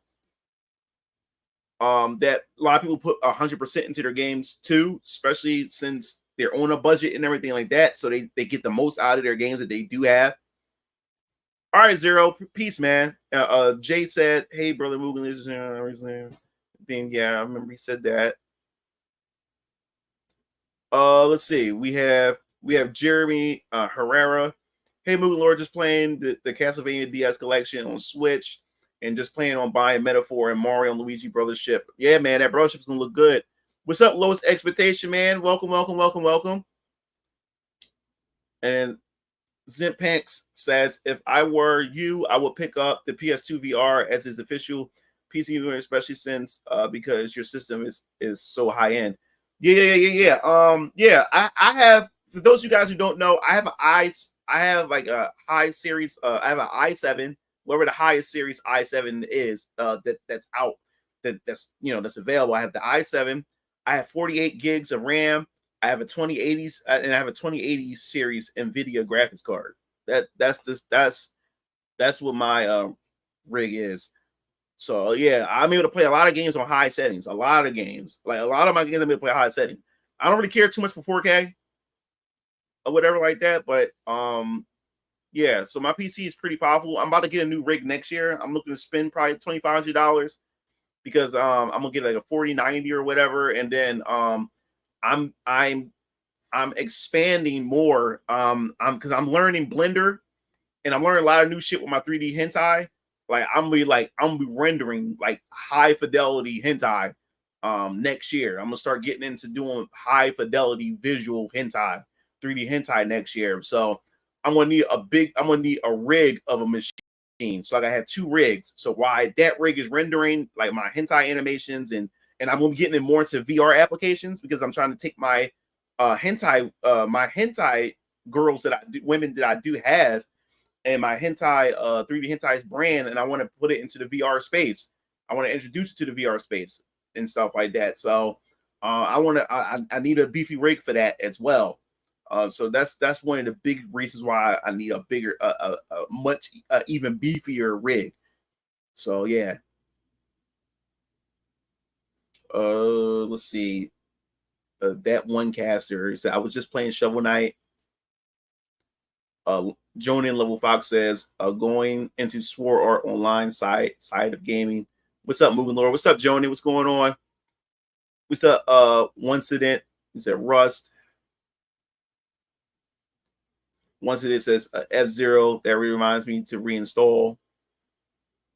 Alpha Proto says PSP's remote play was super disappointing. Yeah. That shit was stupid. I agree, Alpha Proto. Apollo says completely agree. Alpha Proto says shame the PS Vita didn't live up to his expectations. Great graphics and power. Its remote play was supposed to let you continue to play PS3 games and PS4 games remotely with saves. Shame it bombed. I didn't even bother to get the Vita. My brother Keo has Vita. He loved the Vita, but I was not investing because like the PSP was supposed to be a competition to Nintendo's handheld. It was not competition. Nintendo didn't even blink. It was supposed to be competition. Like I was one of those guys when PSP was announced. I was one of those say, "Yo, PSP was going to be the handheld." I said this to myself. I was hyping myself up. I said PSP was going to be the handheld that was going to make me get into handheld gaming. That's how much faith I had in the PSP. But the PSP was not really that good to me, and that's why I didn't even bother to get the Vita. I did not bother to get that. And I don't know. I don't understand that a PlayStation Portable. Sony doing a PlayStation Portable should have been a slam dunk for them. They was already dominating with the PS2. The PS3 wasn't really doing too great until they got to the end of the life cycle. But Sony was a powerhouse. And you would think, okay, they should do well with the handheld. But I don't know. They was just dropping the ball with the handhelds. So Helena was my main, not just my love of blinds, but also her fighting style. Oh, yeah. On Dead or Alive, I was a Kasumi main. I had Kasumi, Hitomi, and Tina was like my main 3 characters that I played as in Dead or Alive. Apollo Soul says DOA probably my favorite fighting game. It's not the titty game. It's way more than that. But certain games garner a reputation and can't shake it. I agree, man. Apollo, I agree with that, bro. Yeah, he said. Yeah, Apollo says DOA. Alpha says DOA Extreme Volleyball did have bad volleyball. A good tennis or volleyball game can keep me playing for hours. I love saying. Thank you. Alpha know what he's talking about. Virtua Tennis was the truth on Sega Dreamcast. That was something that I was expecting to get something on that sense of arcade like sports. I was hoping that Dead or Alive Volleyball was going to give me like a virtual volleyball game, but with DOA chicks and bikinis. That's what I thought I was going to get. That we was going to get with that game, but no, it was just fan service. The game. Like I said, I don't have a problem with fan service. I love me some fan service, but I like a balance of actual gameplay with some actual substance with my fan service. I need to have them both together. I can't have too much fan service and no game. Like that's the thing with me. Yeah.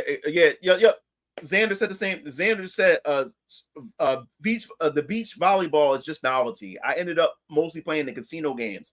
I'm not a casino person. That's why I ignored the casino island where Zach's island. I ignored the casino parts because I'm not really a casino person, so I didn't really bother with that. So me and Zion, we played for like 20 minutes and just like turned the game off. We just had no interest in it. It's a hot take. DOA would be bigger than Tekken if Evo stuff didn't happen and people who don't play DOA didn't just typecast it. No, I wouldn't say it was a hot take. I wouldn't say a hot take. I mean, like I said, like the stigma to it just is the thing that messed it up. I agree. I have 4K hours in Rust as bad as a bald Asian lady. Sparking Zero is a fun party game. It's not supposed to be a serious fighting game. Yeah, and that's the problem, man. Like you can't see when you make a fighting game, you're fighting, and if you're fighting, you're competing. So no matter what you do to a party game, a party game is like Mario Party. That's a party game. That's what Sonic Shuffle. That's a party game, you know. But any game where you're actually throwing hands and anything like that, you're going to be competing, and that's the problem. When you make a game that's supposed to be casual fun, but you're trying to put casual fun in a game where you throw hands, you're going to get people that wants to actually play it on somewhat of a serious level. And I think that they need to keep that in mind when making these kind of games. Oh, what's up, Adabite? He said, I was hoping to catch you live. Actually. Oh, what's up, man? Welcome to the stream. Welcome to the stream. And then Alpha says that those translators are dating these games with the lingo that's not going to age well. Dragon Ball and Dragon Ball Z are from the 80s and 90s. They shouldn't talk so current. Keep it timeless. Yeah, and I talked about this in which video? I talked about this about game development. Where was it? Was that talking about? Oh yeah, it was the Ubisoft. Ubisoft, when they were saying they was claiming not to be pushing any agendas in games, you have to understand that culture shifts much faster than game development. And what do I mean by that? You gotta understand, a lot of these games take a minimum of two and the maximum of maybe 8 to 10 years to develop most of the time. You know what I'm saying? So what happens is at the beginning of development of a lot of these games, the culture and society is that the game was developed in, it's at that current time that it's in. So then what happens is as they're developing these games, the culture, society can just shift overnight. So by the time, if the game keep getting pushed back, and by the time the game come out, say if the game come out 5 or maybe 6 years later, society changed, culture has shifted. So whatever they was working on at that time, and if they're gonna, and whatever the culture is at the time the game started development, now it feels outdated at this time. It feels totally outdated because the culture shift, the culture changed so fast because it took so long for these games to release. And that's the problem. Even when it comes to these social agendas and a lot of these games, you have to understand too, a lot of these developers, where they're getting late to the party. They're getting more and more late to the party. And what I mean by that is that they're jumping during the time where a lot of this social justice warrior stuff and a lot of this woke stuff was at its high point, and when it's at its peak or whatever, a lot of these developers were designing games around this time or whatever. So you have other developers who are coming in late in the game, or they're taking so long to develop their games while they're working on these games when this woke stuff was at its highest point. Since they've been taking so long with their game, the culture has shifted where people are rejecting it, people are fighting against it, and all this other type of stuff. Now the game is dated. Now they're stuck with all of this social agendas and stuff that people are not taking lightly to anymore. So now they're stuck like, oh shit. So now what they try to do is they try to push the game back a bit more, which I believe with Assassin's Creed Shadows, they try to push these games back a bit more to at least try to cushion the damage, or try to at least fix what they can fix, or to soften the blow, is because they waited too long and the culture is shifting and stuff like that. And that's what's going on.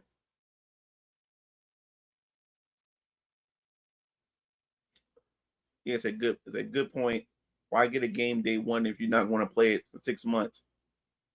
We got Omega. Not to mention that games these days get stuff added to it, and you have to pay for it.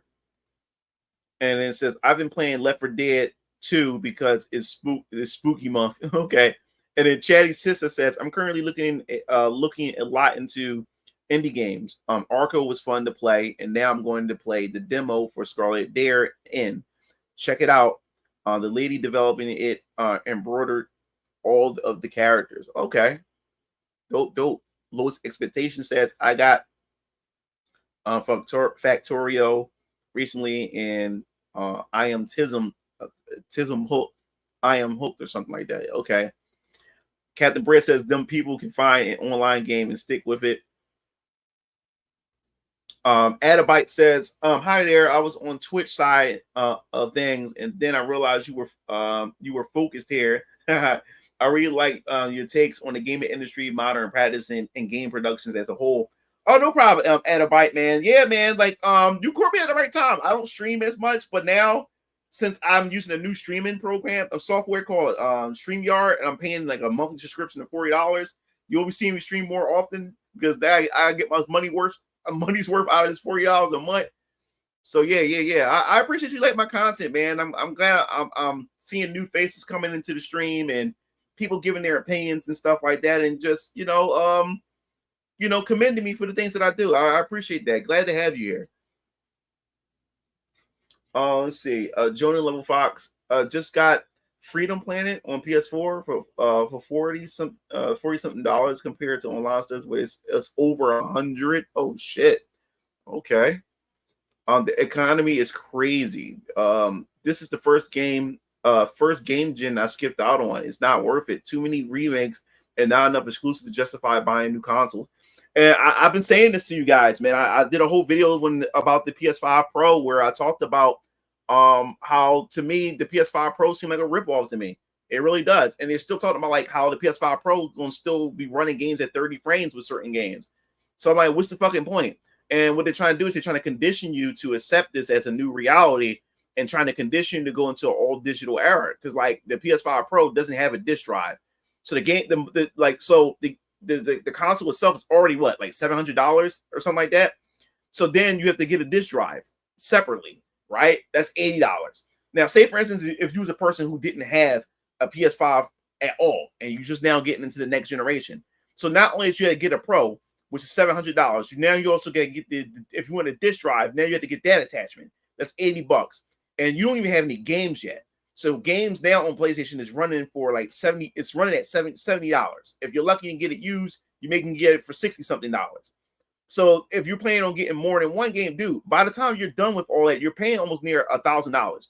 You might as well get a damn gaming PC at that point. You might as well. And then now they're telling you that some games still won't be 60 frames per second. Then what's the fucking point? You guys are getting robbed. You know what I'm saying? To me, I think that these mid-generation consoles are a ripoff.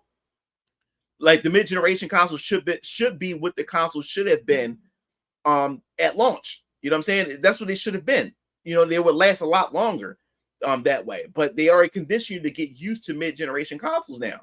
So now them removing the disc drive, I guarantee you that when PlayStation 6 and the next Xbox come out, they aren't going to have any disc drive at default anymore. They're not going to even sell you two different versions, a digital version and the disc drive version. No, they're not going to sell you that.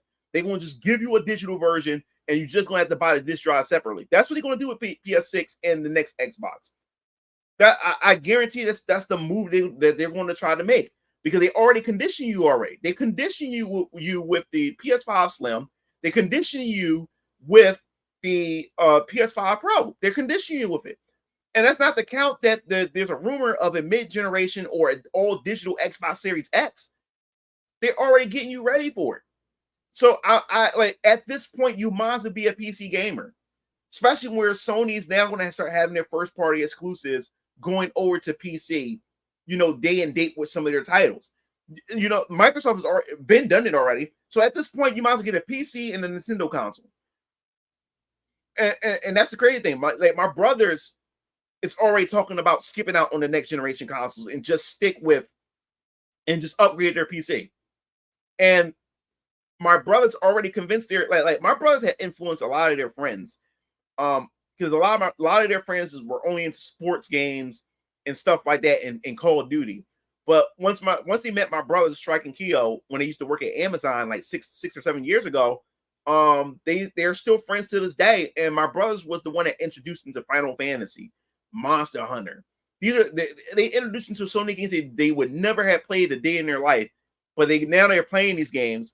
And now they're dabbing into PC gaming, and then my brothers and them are convincing them, and they're pretty much convinced that maybe next generation I might as well get a gaming PC, and they're already working towards the start getting into PC gaming, because that's where we're going at this point. Why would I get a welfare version of a gaming experience when I can just get it on the PC?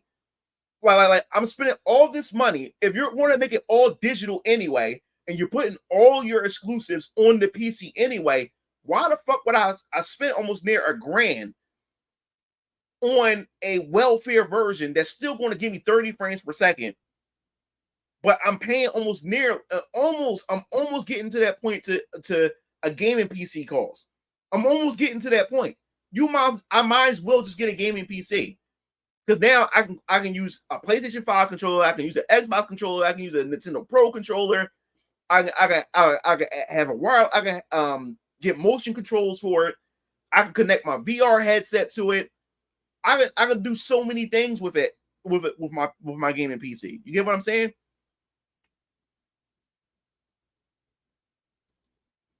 Instead, I have a barely functioning brick with wires through it.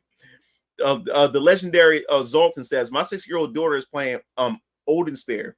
It's by Vanillaware. I know what Odin Sphere is.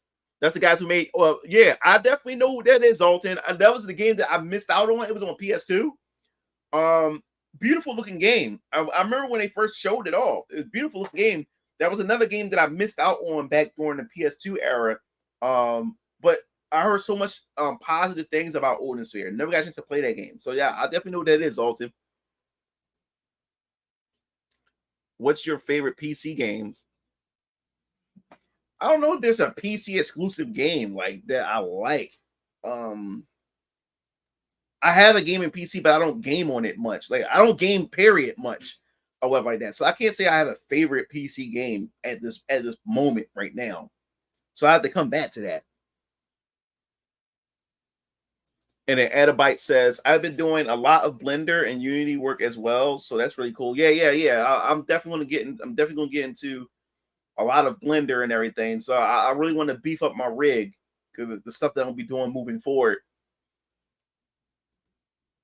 And then it says, Learning Law is becoming another anti-woke grifter that spread misinformation. He keeps claiming that Mercury Studios, who claim to hire an activist, are developing Metroid Prime games. The thing about Learning the Law, like I like the things that he posts, but after a while, I stopped. I don't really, like I said, I don't really follow a lot of the anti-wokes. I won't say I didn't unfollow them, but I don't watch a lot of their posts anymore, because after a while it gets overbearing. It becomes the same thing over and over again. This is woke. This is censored. This is that. This is that.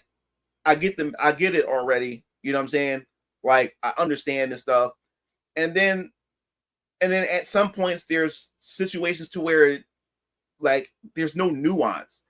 You know, that's my problem with the anti-woke side. Like what it has become with a lot of this stuff, to where there's no nuance to anything. It's like you're either in or you're out.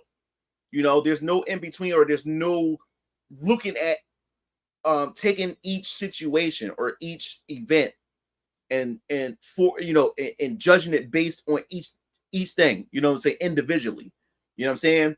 Like I said before, when I talked about the Perfect Dark, and everybody, I mean, a lot of people really got mad at me.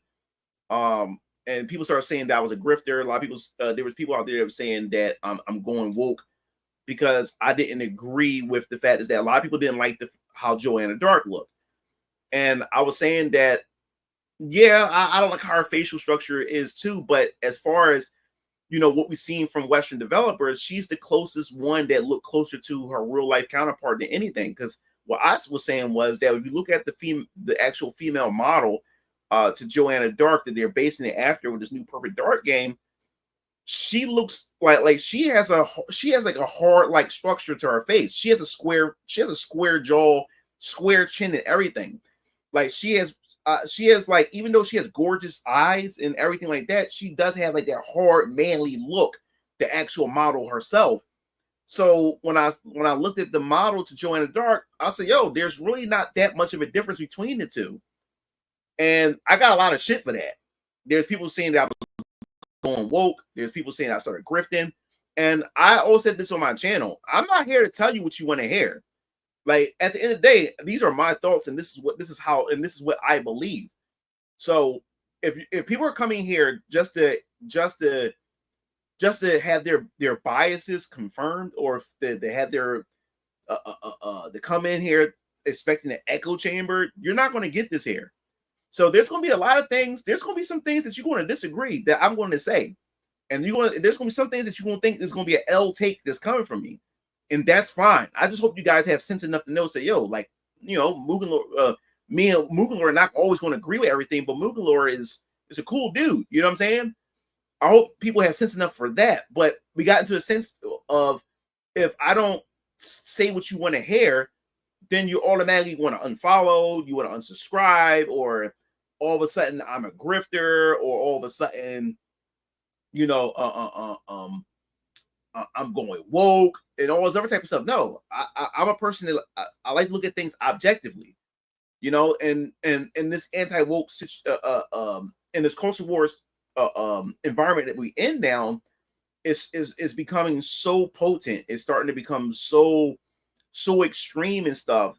Like people, the sense of nuance, the sense of being objective, and just getting your beliefs and just trying to be objective and getting your bias out of the way and just be objective.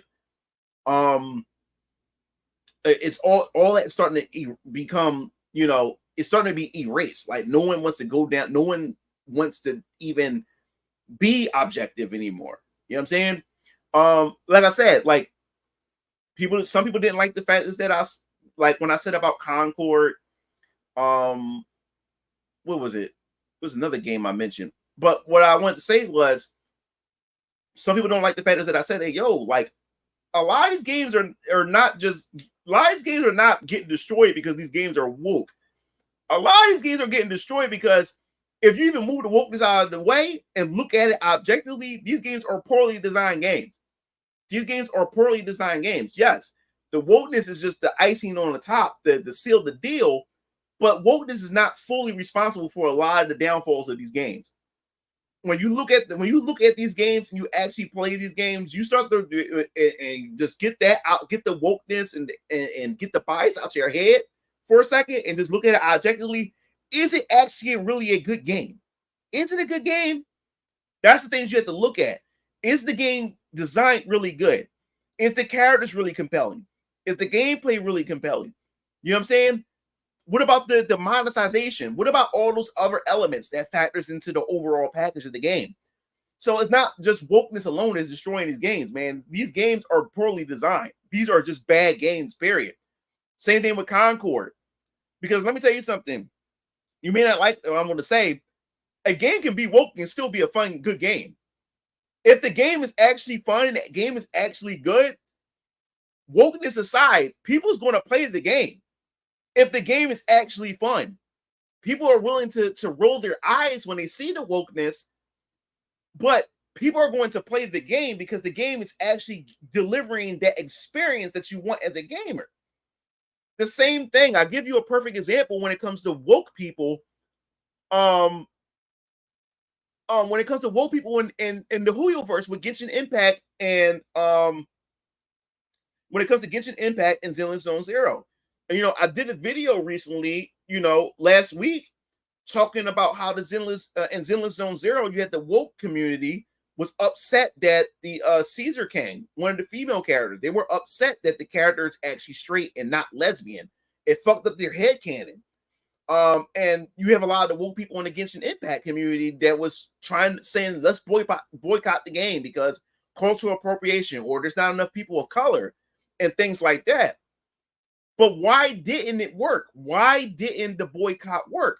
Because these same woke people can't seem to put the game down.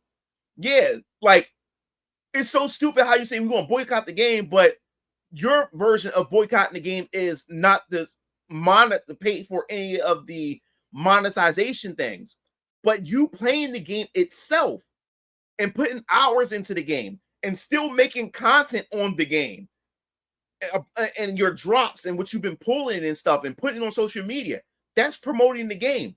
That's getting people to buy the buy into the monetization. You're still helping the game make money. So even the woke people who are playing games like the Hoyoverse, that isn't a woke game, but they're still playing it, even though it doesn't offer the diversity that they want and all those other type of things. But they can't put it down because the game is fun. So the same can be said about a game with woke elements in it. The game can still be good if the game is actually developed good. So a game can be woke and be good at the same time. Two things can be true at the same time. So a game that's woke isn't automatically a death sentence for a game. It's not automatically a death sentence. Because if the developers actually make a good game while it's woke, the game would still make money. People would still come out and play the game. Because all that other nonsense, like the wokeness and stuff, people don't care about it because the game's actually fun. Same thing with games that's not woke. You have woke people playing games that's not woke, but can't seem to put the game down because even though it's not giving them that woke experience that they want, they still can't seem to stop playing that game because it's a good fucking game. And when you're a gamer, that's all that matters at the end of the day. If the game is actually a fun game, you know what I'm saying? And people gave me shit for that. Let's see. Jiggling Pipes. I don't have access to that, but do you know that he is wrong? He said that's the risk when creators find their profitable niche. They start leaning into it too hard to the point that their integrity becomes compromised. I agree. Met says that's not true. Retro Studios is developing Metroid Prime 4, the same company that developed the previous three. Yeah, see, with Metroid Prime, I talked about this actually. When it came to the they said that it was supposed to be like a trans, not a trans. I covered it actually. I think I talked about it. No. I talked about it in the stream. And I did some research myself. The feminist that was supposed to be working on the game, the lesbian chick that was supposed to be writing the story for Metroid Prime 4, she was supposed to be fired or something like that. And the date that they said that the game is supposed to come out or something like that, you couldn't find out that she wasn't even with Retro Studios anymore. And then when you go to her profile, Retro Studios not even in her bio anymore. So there's a chance that she has no involvement in Metroid Prime 4 at all. There's a chance of that. You know what I'm saying? So that's why when it comes to all this, man, like I slow down with this culture war stuff, man, because it's after a while it gets frustrating. It does get frustrating. And when it comes to me, once I turn this stream off, once I'm off of YouTube, once I'm off Twitter, man, I go about my life. I don't got time to be worrying about woke stuff and the culture war and all that type of stuff because I'm enjoying myself in my home. I'm enjoying my family, enjoying my daughter. I'm enjoying my Venus Orion comics and things like that. And I'm enjoying the 3D hentai that I'm creating stuff. So all that stuff is that's not even in my world. It's only when I'm back online and I'm back out in the online space where I interact with this stuff. But we have gotten to a point where we always talk about identity politics, or we always talk about how you have people who make race their identity, they make gender their identity, they make all these other shallow things their identity, but people don't stop to realize on the anti-woke side that we have people that's on the anti-woke side that make the anti-woke a narrative their identity. They make that their identity. They become the shell. They could become the very thing that they're fighting against, but on the opposite side of things. Another thing that I don't like about the anti-woke side too is they're doing the same thing that the woke does. Is the fact is that okay? What the woke does is when the woke, like say for instance, a developer or whatever like that, or a writer in Hollywood, when they make a movie or a game or something like that, right? They'll put it out there. The anti-woke will come in, and the anti-woke will come in, and they would criticize it and everything like that, right? Now, you can see that the product is going to be trash. You can see that the product is going to be ass. It's just written all over it. But what happens is you would have the woke side would defend that garbage trash because this product represents their whole entire ideology, that game, that Hollywood movie, or whatever. So they're going to defend that writer. They're going to defend that developer. They're going to defend it tooth and nail. And they give that developer, they give that writer so many excuses.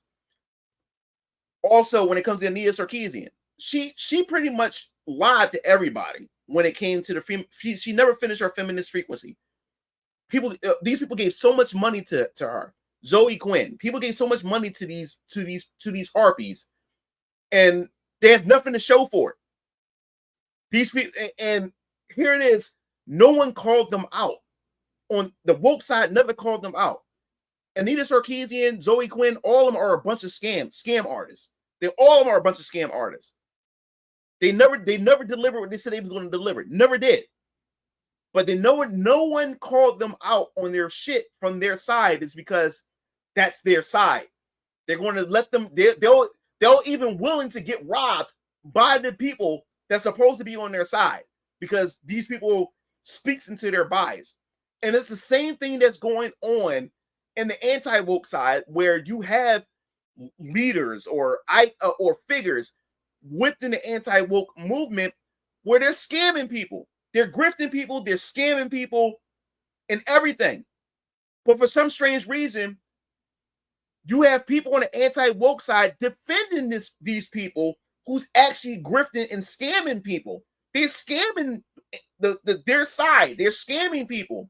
But because this person says things that you agree with, this person confirms your bias, this person is speaking against wokeness, this person is speaking against the trans community, this person is speaking against identity politics. Since this person is saying all the right things, you give this person a free pass to scam you and scam the community. You give this person a free pass to do those things. And I look and like I said, I sit back and watch everything objectively. I sit back and watch the grand scope and the grand scheme of everything. And what I see here is I see nothing different. The anti-woke and the woke side are the same thing. They're just on the opposite end of the coins. So that means you're saying that it's okay for a person on the anti-woke to scam you, rob you, lie to you, just as long as they keep talking and fighting against wokeness. They're allowed to do that to you. Like, that's a cult mentality. And that's what we're getting into when it comes to the woke side and the anti-woke side. We're getting into cult territory that is becoming a cult. So that means so what you're saying is that this person can be a bad faith person. This person can be a scam artist. This person can be a fucking liar. But just as long as they speak against and fight against wokeness, all that is null and void. Like, it's okay. Like you can look the other way. That's a fucking cult. That is a cult type of mind frame. That's a cult type of community that we're building here. And that's why I'm not really completely like, what I have here is not an anti-woke community. What I have here, is a Mugen TV community. This is what I have here. I have people that come here who are like-minded like me.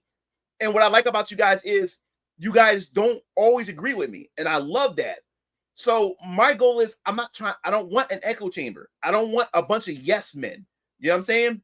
Like, because if you're constantly agreeing with me and you're not really telling me how you really feel, then that's not putting me in check.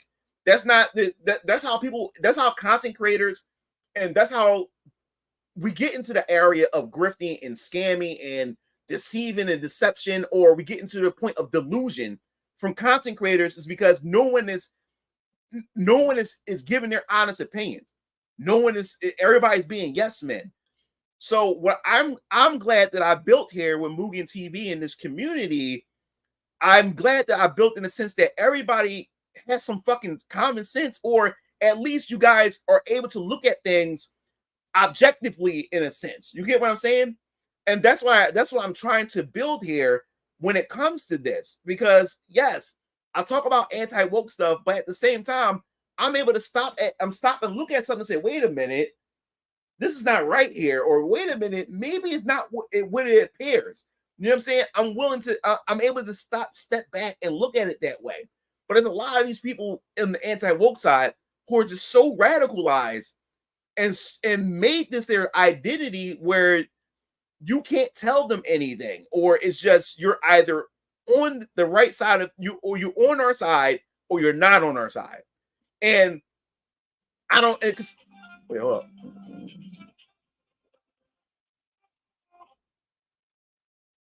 Yeah, and, 1 second. Yeah, and that's the problem that we have here. Somebody literally said to me, it's it's like like 2 months ago. Somebody literally said to me, "Well, like this person is fighting against wokeness." He said, "Yo, like I understand that it's this person is kind of sketchy, or what they're doing is kind of questionable, but what's important is the message that the person is saying, and we shouldn't be doing any infighting. What's important is that this person is putting the message out." That's a fucking cult.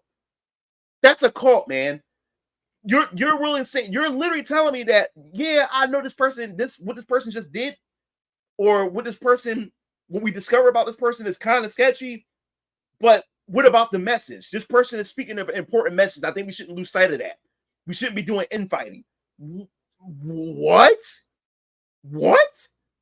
I was like, yo, that's crazy. Let's see. Let's go down. At this point in time, most console exclusives come sooner or later to PC. Plus, you can mod your game. Yeah, mine as well. Yeah, I was talking about the Carrie, I was talking about the PS5 Pro. Yeah, Dear Alive 6, man, it was still a fun game, but it lacked so many features, man. And I didn't invest in any of the costumes or the DLC at all. It was a scam. That shit felt like a scam.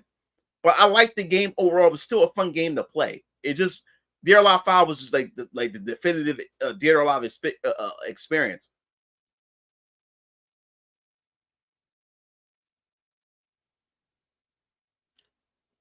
Yeah, so Mr. Sanshi plays. If you take Wokeness of Unknown 9, for example, you would have a decent story, but the models are atrocious and the combat is lacking polish.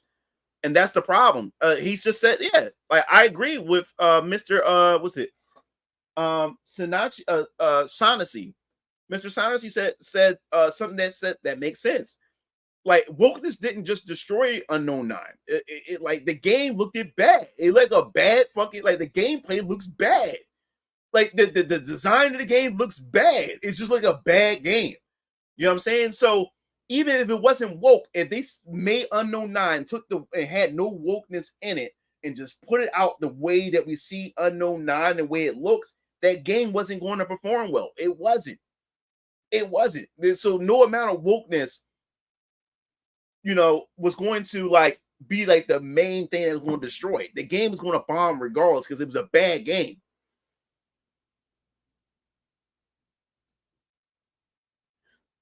Landon's asked, do you believe Ghost of Yote will be faithful to fans of Sucker Punch and Ghost of Tsushima?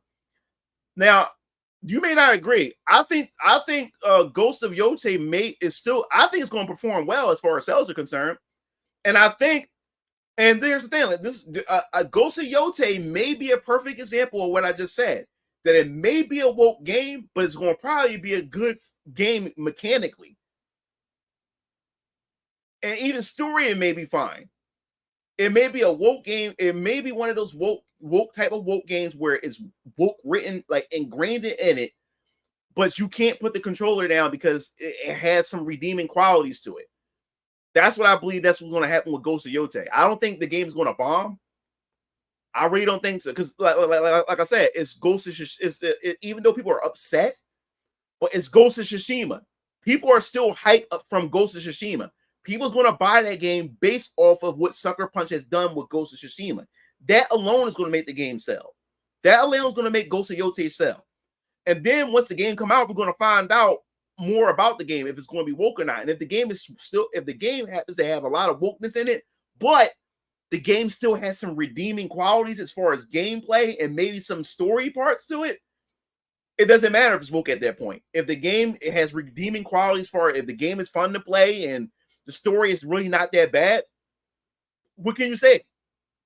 Now, what I don't like is about the anti-woke side. The anti-woke side can't admit when they're wrong about certain things. Like, I'll give you a perfect example. Warhammer 40K. If you look at the narrative of Warhammer 40K, especially on the YouTube side of things, I'm not talking about the Warhammer community. I'm talking about the culture war gaming side of the community, not the Warhammer community, because I don't know what the Warhammer 40K side is like the actual 40K side. But what I can say about the culture war side and the gaming side of Warhammer 40K, the game, the Space Marines game 2, the sequel, you had a lot of the anti-woke side calling the game woke and was trashing the game, dunking on the game, saying all these type of things about the game, right? But then out of nowhere, when the game was successful, the narrative changed. You know, what was it? Space Marine 2's had the Wokies reeing and screaming, and this and all this other type of stuff. The narrative changed when the game sold well. It confused me because before that, they were like a lot of anti-woke content creators was dumping on the game, but then all of a sudden the narrative changed once the game actually sold well. Then all of a sudden the anti-woke started claiming it as an anti-woke game. Like when they were actually the ones that was slamming the game. I just didn't understand it or whatever like that. That was the thing that really started really made me sit back for a minute. It's like, yo, there's some hypocrisy going on here, or there's some dishonesty going on here. Yeah, I'm going in for a review. Oh, okay. You playing it for a review? Oh, okay. Awesome, man. It's Peter said exactly. How the fuck are you boycotting the game by playing as a free-to-play game? You're spending time, hard drive, console, phone space, and ever playing at the end of the day. Yeah, it's fucking retarded, ain't it, PJ?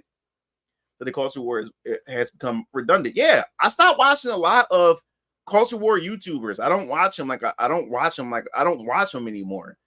Like Ademion used to be my favorite culture war channel I used to go to. I don't go to it. No, I don't watch this channel. I don't watch none of his content no more. It's the same shit every day. It's the same thing. It's the same content every day. His thumbnails are the same. Every anti-woke channel, their thumbnails is the same thing. They hate you, or or have woke in the title. It's the same. It's the same copy and paste template. Every thumbnail is the same thumbnail. It's the same thumbnail. It gets repetitive. So I stopped watching the Demion. I stopped watching the Quartering. I stopped watching. It's a lot of people. I can't think of them on the top of my head. I stopped watching Vera Dark. I stopped watching a lot of other people. It's because it's the same content over and over again. I stopped watching Melanie Mac's channel. Like I like her content and stuff, but after a while I stopped watching. It's the same content. Like it's the same thing over and over again. Like if you're a person that doesn't like wokeness, at me who don't like wokeness, I get it. I know shit is woke. I get it already. Like I get the picture. Like being told that something is woke all the time, it gets tiresome after a while. Like I get it. Like I get it already. So it becomes repetitive, redundant content or whatever. So I stopped watching a lot of these a lot of anti-woke channels because it's the same thing. And everybody's covering the same content. Everybody's covering the same content. If you've seen one person do it, everybody did it. Everybody's talking the same thing. Everybody's sharing it. No one is giving anything. Everybody's opinion is pretty much the same. No one is giving. What I like about you guys, a lot of you guys love my opinion because a lot of you guys say my opinion is like goes a little bit more in depth. Like to hear what I have to say about the same topics that everybody else like. That's why a lot of you guys gravitate towards my content because I get a little bit more deeper dive and I show a little bit more receipts and I do all this other type of stuff. And that's the reason why your guys like hearing my take on a lot of this stuff or whatever. But when you see one anti-woke channel, you've seen them all. That's how I see it. Never forget Zoe Quinn made a Kickstarter game to 85K and never delivered. Last update was 6 years ago. Yeah, Mr. Science is right. This is what I'm talking about. But no one called her out. The woke side never called her out. And we're going through the same thing. We're going through the same thing here. And I know a lot of you guys is wondering who I'm talking about when I say the anti-woke side. Look, listen the thing. I don't call out names on my channel unless my name is being called out. If somebody's calling me out, then I'll start calling out names. But the reason why I don't like calling out names is because I do not like content creator drama or beef. I don't like it. The reason why I don't like it is because it creates fake growth to the channel. And what do I mean by that? See, the problem with content creation and the meta of content creation is when you're doing like this culture war stuff, or if you're like a drama YouTuber and stuff like that. The thing about having drama with other content creators, when I say it's really not good because it gives you fake growth.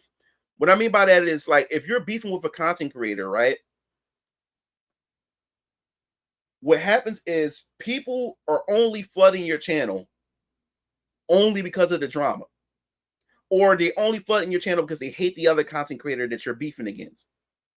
And then you also got to deal with that other content creator and their fan base coming over, harassing your fan base and constantly flooding your channel, flooding your videos with comments, or people are trying to dox you. People are trying to do it. It gets toxic and stuff like that. I don't like dealing with that stuff. But what happens is, as a content creator, when you engage in beef with and when you engage in content creator drama, what happens is people begin to flood your channel. Next thing you know, if people agree with your side, people's going to flood your channel and everybody's going to subscribe to you. You want to see an uptick. I mean, a massive rise in subscribership. That seems good on the surface. That seems good in the short term. But what the problem is once the drama is over, once the beef is over, people don't come around and stick around for your content. They only came for the drama. They only came for the beef. So then what happens is you have a bloated subscriber count, but your view count doesn't match the subscriber count that you have. So now it makes you look even worse because some people come in and people accuse you of botting because people say, how do you have all these subscribers? But your view count is ass.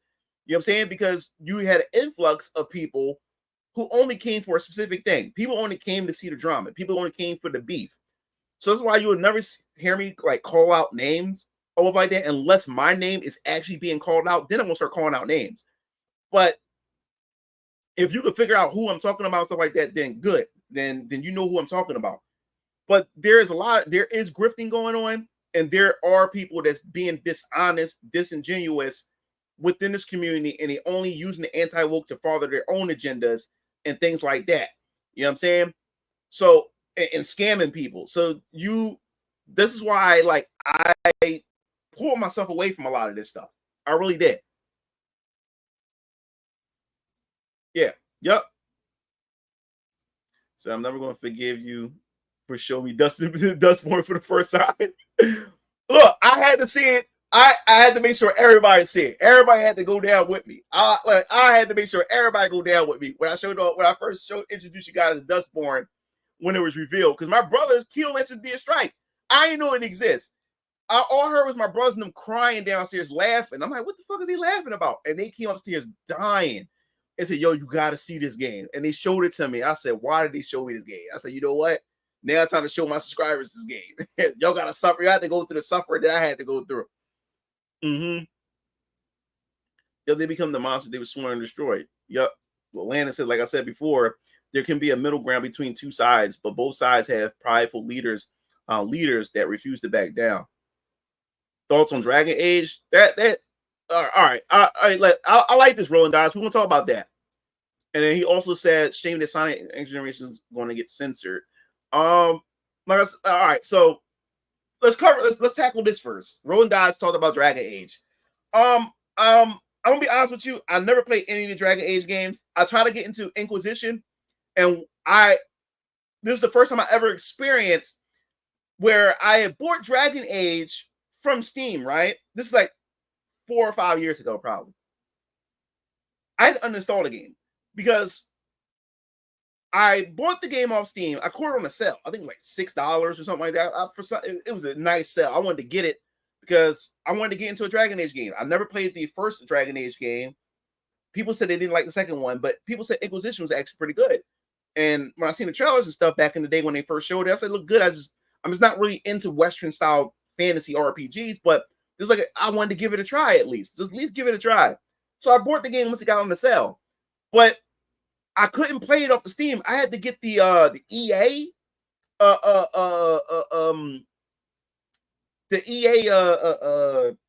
downloader, whatever the EA is. You need a downloader from the EA. So I had to go to the get the EA downloader thing to be able to play the fucking game, right? So I installed the EA thing in order to play the Inquisition, right? And for some reason, it was fucking with my computer. It was fucking with it. I kept getting crashes. My computer was freezing, was locking up. I said, "What the fuck is going on?" I said, "No, oh fuck it." Like I uninstalled the EA thing, launcher or whatever it was, and I uninstalled Inquisition and everything. I said, "I guess I'm not playing it then." You know what I'm saying? So I never had a chance with it. But when I seen the new Dragon Age, the game is modern audience. The game, that game is for the modern audience. It's not made for the fans. It's made for activists. It's made for the woke. It's made for all that. You know what I'm saying? Look at the character creation and stuff. You can add surgery scars on your fucking character and shit like that. It's to me, it's immersive breaking and everything. But like I said before, like I wasn't going to get the game anyway. I never played any of the other Dragon Age games. And then they made it more action oriented, and I think it became like a character action game like Final Fantasy 16. So you can't control the rest of you can't play and switch between party members. You only command them or something like that. I'm like, why? Like now you just even downgraded it and shit like that. So I don't know. I think the game may bomb. I think it might bomb. I said might. Because the game might actually be fun. Who knows? But from the surface, that is the modern audience game. And then Roland Dice says, "Shame that Sonic X Shadow Generation is going to get censored." I'm still getting that fucking game. Now, like I said, there's a certain level of censorship that I can tolerate.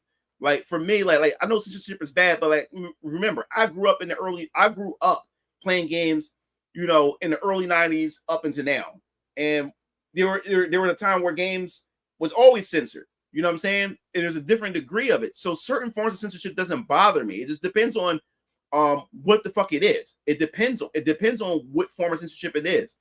If it's a light censorship or whatever like that, I don't give a fuck. Like it's Sonic X Generations, I'm going to play the game. Like the game was fun first and foremost. People was upset about the whole Amy thing, where Sonic had his hand on Amy's face in the original, but instead they removed that part. That's not something I'm going to bitch about. I mean, some people's upset about it because it's censorship or whatever like that. But for me, I don't give a fuck. Like that's something that's not going to dissuade me from playing Sonic Generations, Sonic X Shadow Generations. Right? That's not going to stop me from playing it. You know what I'm saying?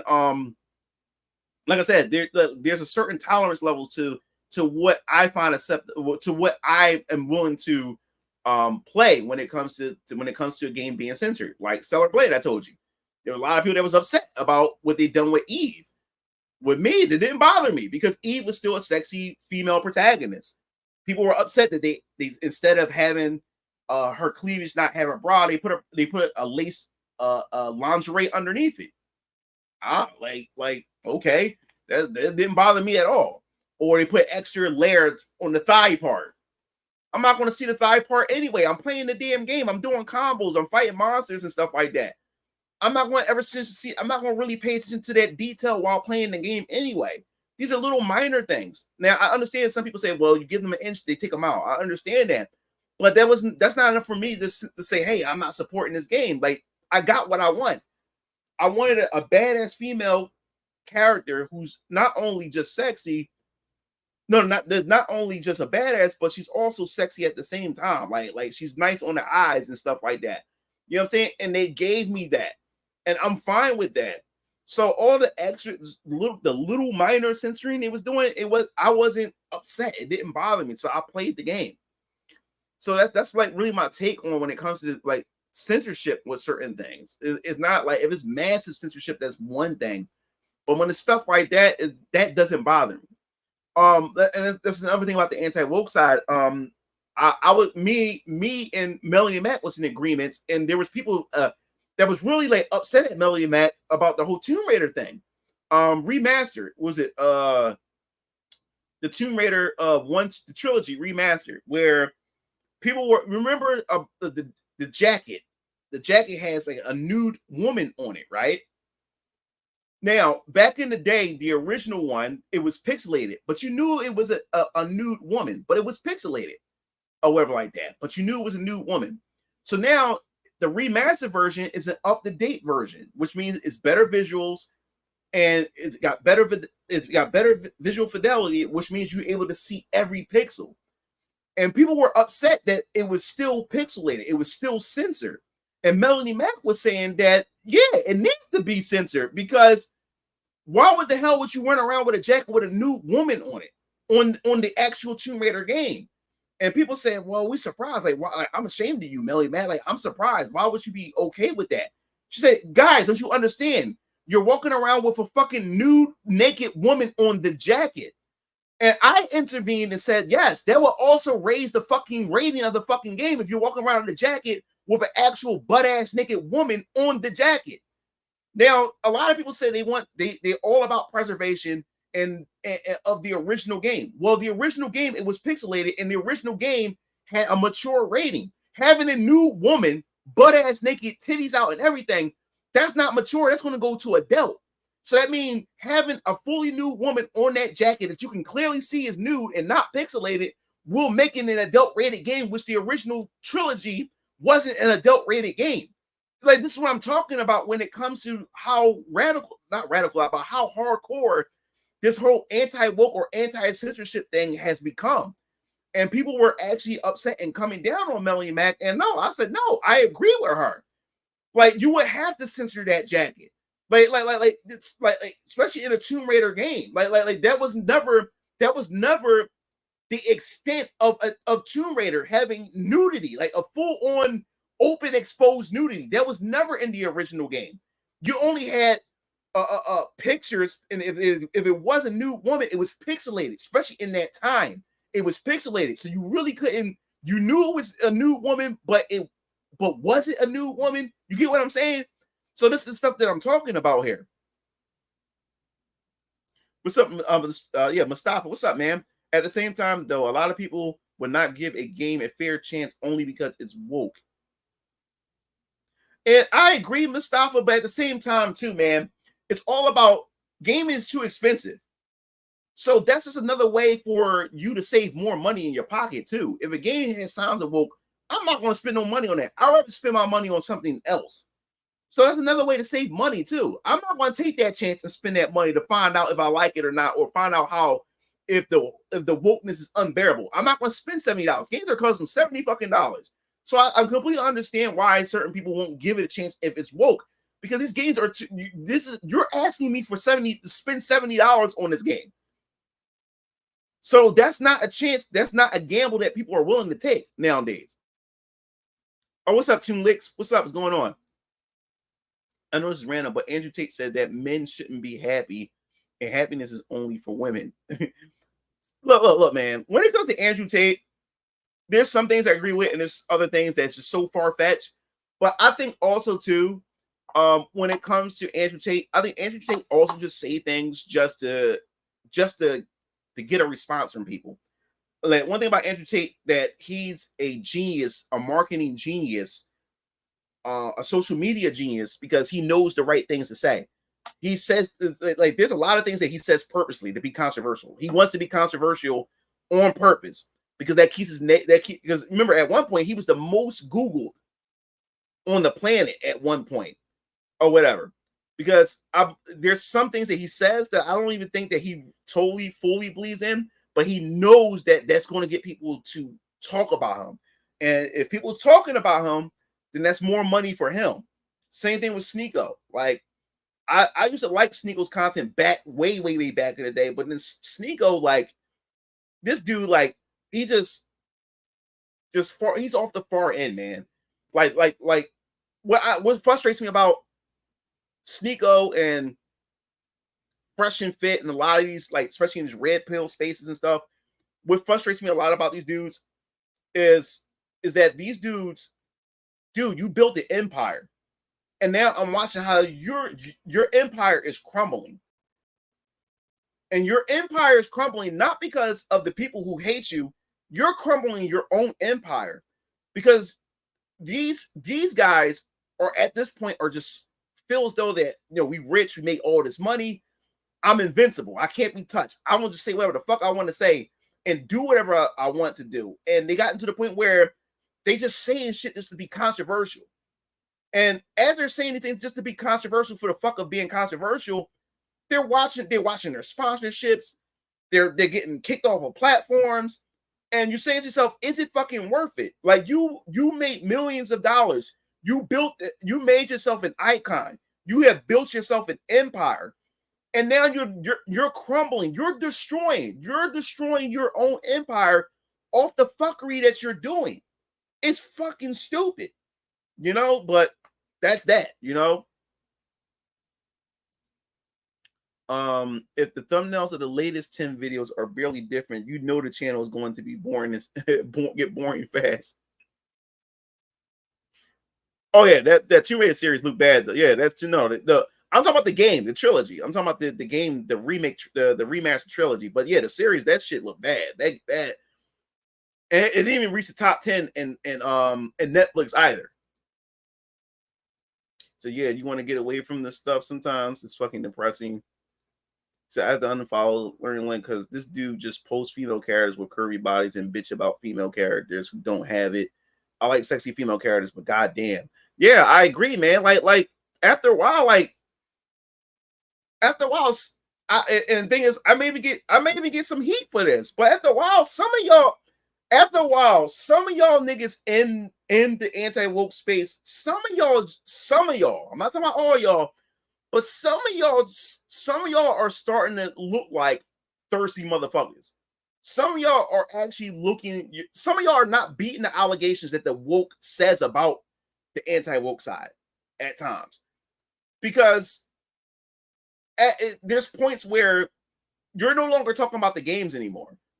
You're no longer talking about if the game's actually going to be good. You're no longer talking about if the game is actually going to deliver a great gaming experience. Now it's just tits and ass.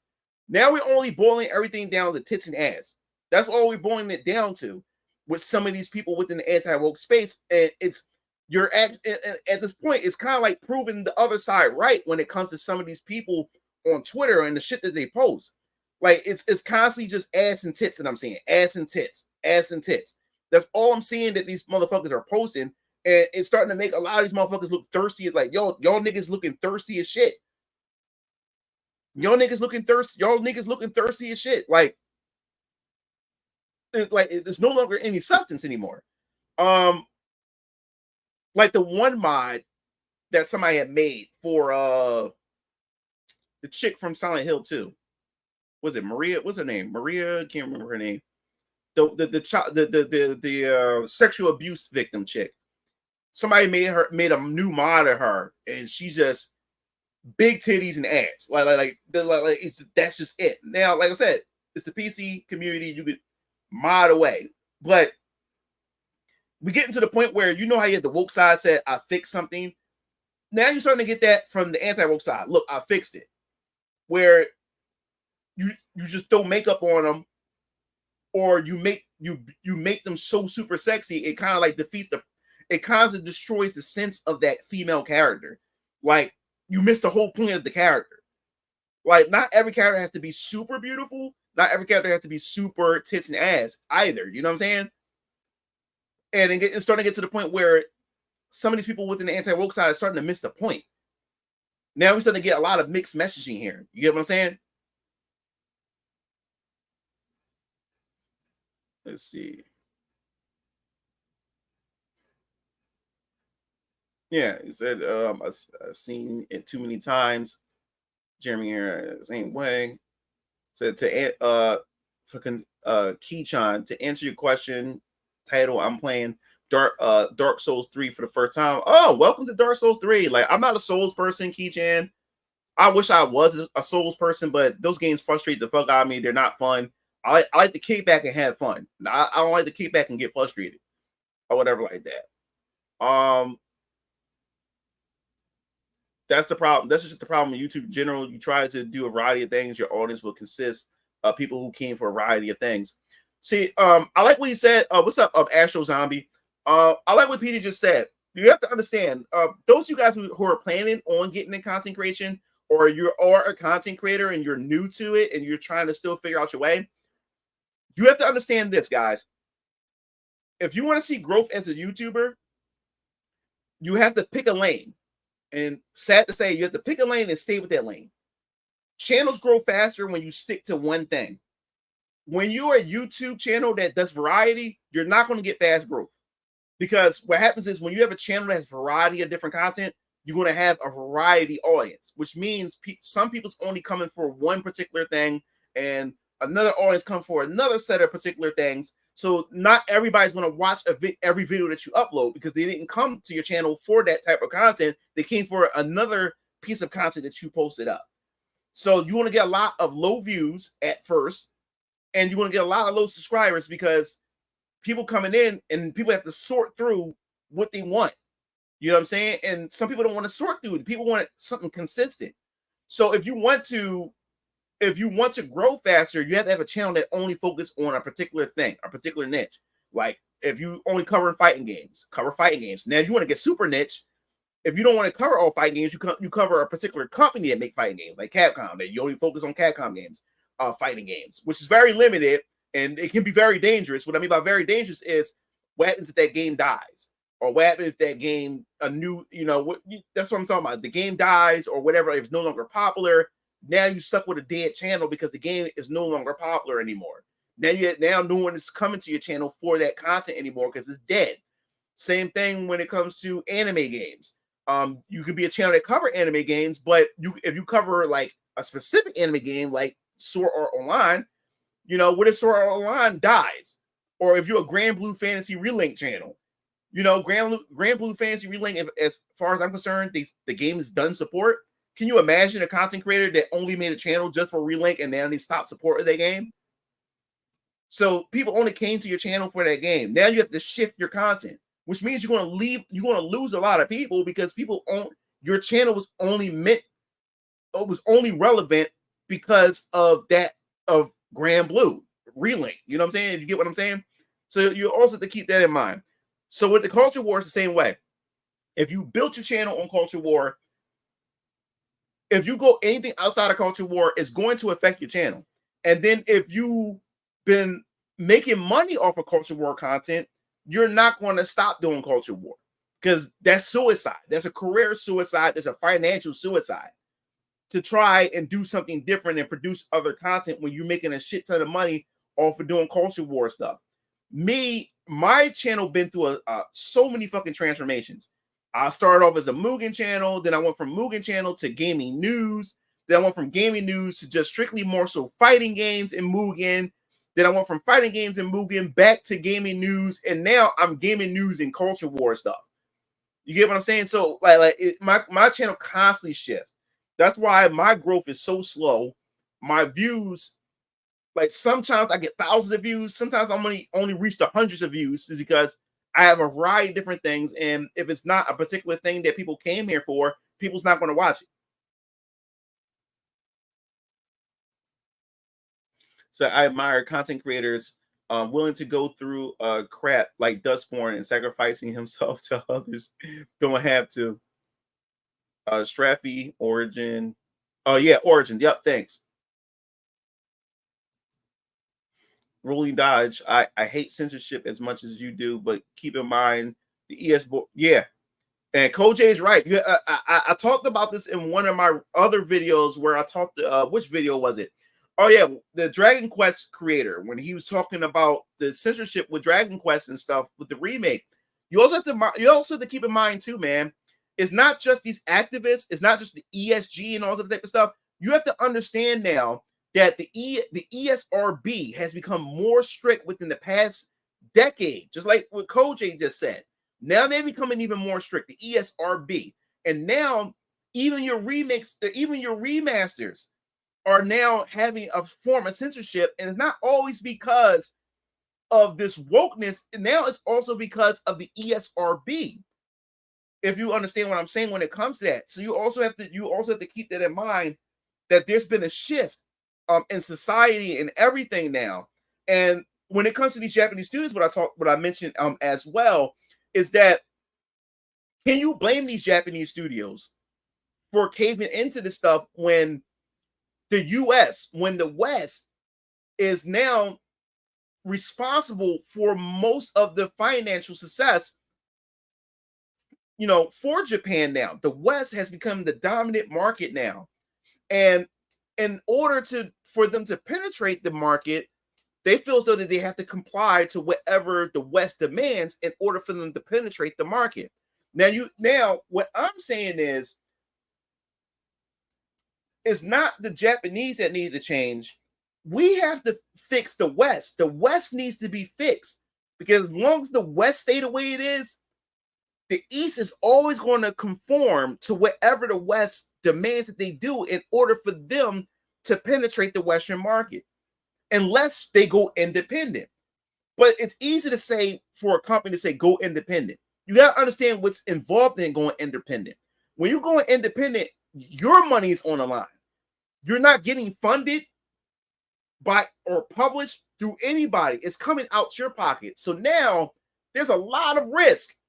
And what I've learned about the indie space, and what I've learned about a lot of people, just like this is why I'm also understanding about the anti-woke, how they're similar about the woke side too, is the fact is that the woke also wants diversity representation, right? So these studios will make these woke games, and guess what?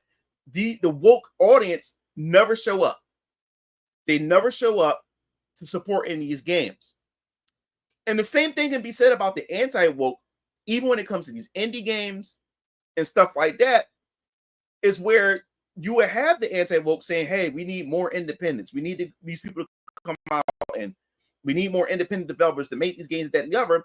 But what I find funny about the anti-woke side, I find them quite similar to the woke side, is that when you do have that one game, or you have that game that has the potential, that it has none of the wokeness that you cry so much that you don't want in your game, they don't have it in this game, and none of you show up.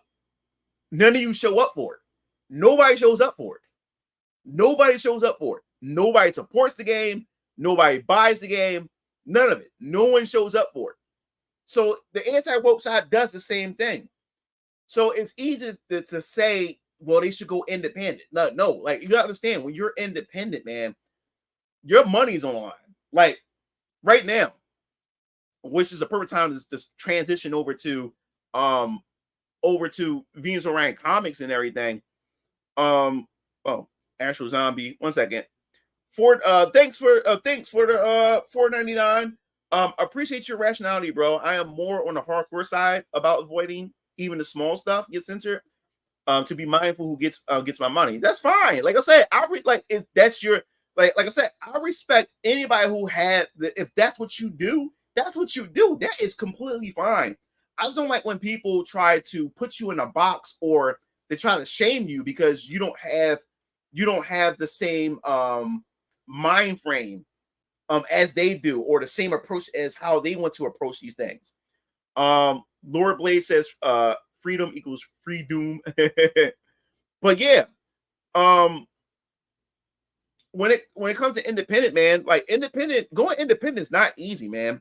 There's a lot of risk involved, because there's a lot of your money that's involved with a lot of this stuff, man. There's a lot of stuff that's involved, and you don't have the resources like these big corporations does.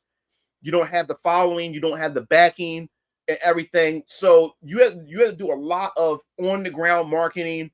You have to put more of your money up front and everything like that. And you're still not sure if it's going to pick up. You're still not sure if people's going to come out and support it or not, like that.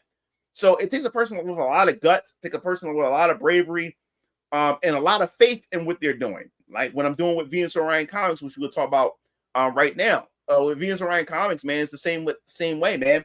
Like, you don't understand how anxious and somewhat have anxiety and everything when it comes to Venus Orion Comics, because this is something I've never done before. Going in, doing, starting an independent comic book company and going completely independent, and I'm using my own money.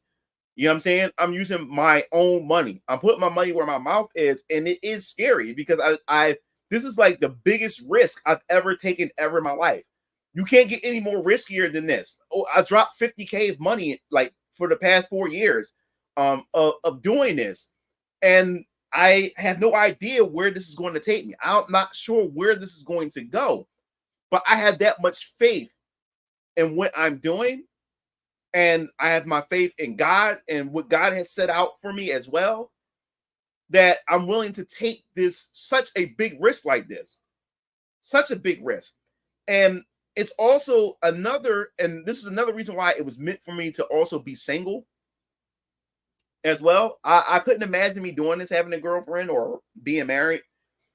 Because, when you have a woman your woman start to panic or get on your ass and shit about the money that you kicking out and shit like that. And some of them don't even have faith in you. Some of them will even divorce you because you taking taking a risk like this.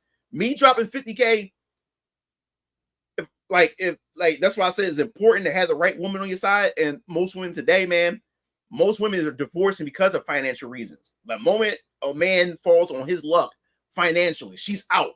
You know what I'm saying? She won't even stick around. So I can only imagine me having a woman on my side, by my side, trying to do this. It wouldn't have worked out because she would tell me, well, you want to go out and get it. Because right now I'm self-employed. I'm doing this myself. You know what I'm saying? It's just me and my daughter. Like, I'm doing this myself. But I can imagine me having a woman and she's telling me, you got to go out and get a job, get a 9 to 5. You want to go out and do all this while I'm trying to do this. You know what I'm saying? The only reason why I'm able to put this much effort in, because I'm not working a 9 to 5. I'm putting all my, like, of course, I got so many other ways. I got so much other source of income coming in, but I'm putting all my energy into this. And imagine having a woman constantly down your back because she sees all this money that you're putting out. And if she doesn't have faith in what you're doing, she's going to downplay what you're doing. She's going to keep telling you better go get a job. She's going to tell you to do all these other type of things and stuff like that. Or if anything, she'll probably leave your ass. You know what I'm saying? So it was meant for me to not be in any type of relationship because I'm able to focus on this. And you have to understand, as a young man or or guys who are looking for a relationship, you have to understand women cost time and women cost money. Women are time consuming. They really are. I don't care what kind of woman she is. She could be a good woman, but she's going to want your time. And a woman wants to be the center of your world. She wants to be the center of everything. Right now, what's in the center of everything is Venus Orion Comics. Venus Orion Comics is the center of everything right now. I'm not only doing this for me, I'm doing this for my daughter. Build that generational wealth to pass it down to her, and she pass it down to my grandchildren, so forth and so on. But Venus Orion Comics is my world. It's the center of everything. And that's why it's not meant for me to have a girlfriend or have a wife right now, because she's going to feel some type of way about that. She's going to feel some type of way that she's not the center of everything. You know what I'm saying? But with Venus Orion Comics, I get so much joy out of it. With Venus Orion Comics, I feel so accomplished because I'm actually accomplishing something. I'm actually creating something. You know what I'm saying? Like you don't understand. Which we will get back to this again. You don't understand how this feels every day. These posters right here. You don't understand how this feels. I wake up every day. I see my creations every day. Thanks to my artist Jessica, man. She's able to bring my visions to life. And I wake up every day to this, man. You don't understand how good this feels. There's no Dragon Ball posters back here. There's no Ghost in the Shell posters back here. There's no Xenoblade posters. There's no Legend of Zelda posters. There's no Street Fighter posters. No, these are my posters. These are my creations right here. That feels good.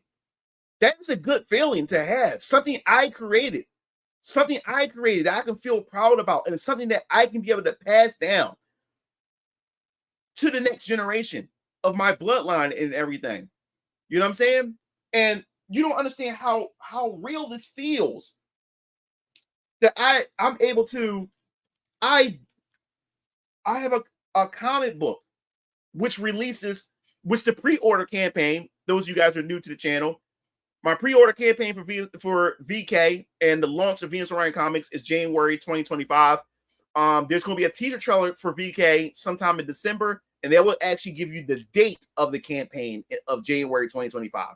Right now, there's no date, no day. There's no date yet. It's just January 2025. But when the teaser come out in December, you will actually have the official date of when everything is going to launch. But you don't understand how this feels, that my creation, this is my creation. I created this, and I'm holding this in my hand. I'm literally holding this. This is, you got to understand, this is a dream. You got to understand, this is a dream. This is a dream that I had in my head, and now it's in physical form. It's physical reality now. I got past the hard part. The hard part was just actually doing it, and I did it. And those of you who are new here, yes, this is the base cover to VK. And as I said before, the base cover is going to be $15. And there will be a digital. Digital will be available too, which is $5. Digital is going to be $5. And those who buy the physical will also get the digital for free, as well, with your copy of the physical version. And when fulfillment starts, when the shipment starts shipping out the products, the digital versions will go out a week before shipment starts. So everybody who ordered a digital, those who bought the physical, who has the digital version, will get the digital version a week before the shipments of the merchandise and the physical versions of the books will go out. But yes, the base cover $15, digital version $5. And as I said before, like I said, this is just a retread on everything. So there's a lot of new people that's in here as well. There's 4 variant covers, and this right here, this is cover. Like I said before, this is cover B. And like I said, each cover goes up by $5. So this is $20. This is $20. Damn, you got Cole coming in? Oh, not Cole. I mean, what you call him? Yeah, $20 or whatever. 1 second, guys. Hold up.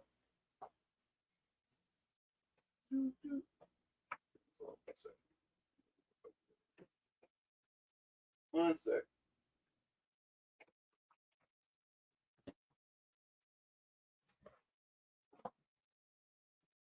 Damn. Anyway, yeah. So this is cover B. Cover B, $20. Then of course, everybody's favorite is this cover C, the monochrome cover. Everybody likes this cover. Like I said before, Jessica did a good job with this, and she put a lot of attention to detail. I was not expecting her to draw the back of Hezekiah, like the back of him. I was really surprised. The front and the back. That's crazy. Yes, cover that's cover. Oh, what's up, Aegis? It said, "Are you planning on any hand signed special physical copies?" Yeah. If that's what you guys want, yeah, I can do that, or I can make it an add-on, like for $3 or $5 extra bucks, or like that. Like you can add it on to your copy if you want to. Like you can pre-order whatever copy you got, and then say, "Hey, I want to add on." The add-on is your signature on my copy, or I can just have separate copies. That has the signature on it. Not sure yet. I'm considering it and stuff. And then this one, cover D, right here. This is cover D. What's special about the cover D, for those of you guys who new, you open it up, it actually makes like a full picture. Cover D, like I said before, it tells a story. That's the theme of cover D. Cover D, as you see, everybody's fan favorite now, Jasmine, and there's Nolan Brett right there, which we'll talk about later in a second. Cover D tells a story. That's always going to be the theme of cover D. They always want to look like this, but they're going to have a different color scheme though. But for arc 1, the blue is always going to be the color for arc 1, which is the first 10 chapters. So every cover D for the first 10 chapters are going to be the blue color, and then we'll do different colors. But yes, I tried to put like on the front on this cover. What I try to do is I try to put foreshadow the chapter or foreshadow future events. Right now, like I said, this is the first chapter, so there's really not going to be like a crazy super thing to figure out in here. But once you look at it or whatever like that, after you read it and you go back and look at it, so okay, I see what the little hint or a little foreshadow is, or whatever like that that's in this cover. And this is $30. Now, as I said before, when it comes to these covers, I'm always going to repeat this, and I also want to some other things I want to also new information I want to tell you guys too when it comes to how I'm going to approach everything. These 3 covers right here, I always want to talk about this. These 3 covers is campaign exclusive. Campaign exclusive. This is campaign exclusive, meaning that you can only get cover B, C, and D only from the campaign. Once the campaign is done, you can't get these covers no more. So these are special rare covers. You would not get these covers no more. So if you didn't put money down during the campaign and the campaign is closed and it's done and fulfillment is starting, you missed out on this. So the only cover you will only be able to get, because I'm also going to have a Vince Ryan Comics website where where I have an online store. Once the campaign is done and once fulfillment is pretty much complete, this will be available on the store. Only the base cover. So you won't miss out on VK. You just miss out on those special covers. The only cover you only be able to get is the base cover. So if you miss out on the campaign, but you still want to get involved in VK in the first chapter, the first issue, this will be the only cover available. So I just want to put that out there, just for you guys. Another thing I want to mention, as well, it says, they're really inspiring to see passionate creators like yourself, Mugen. The labor of love shines through. Thanks, I really appreciate it. Let's see. He said, indie comics need better advertisement. Most of YouTube channels cover culture war stuff in the background, in the background too, which is sad. Yeah. So yeah. Also, what I'm going to be doing, see, I'm not sure yet. I'm still planning. The campaign may run for 2 or 3 months. I'm thinking 3 months. So the campaign may run from January to March. So I'm giving you 3 months to have a chance to be able to put money down and everything like that. And I wish I could show you guys the merchandise. Like that box right there. That's just some of the merchandise that I'm testing, and it came out perfect. I can't show it off yet to you guys until the campaign. And you guys are going to love what I did. You guys are going to love this merchandise. You guys are going to love it. So I'm going to have merchandise for the campaign that you'll be able to get at my store.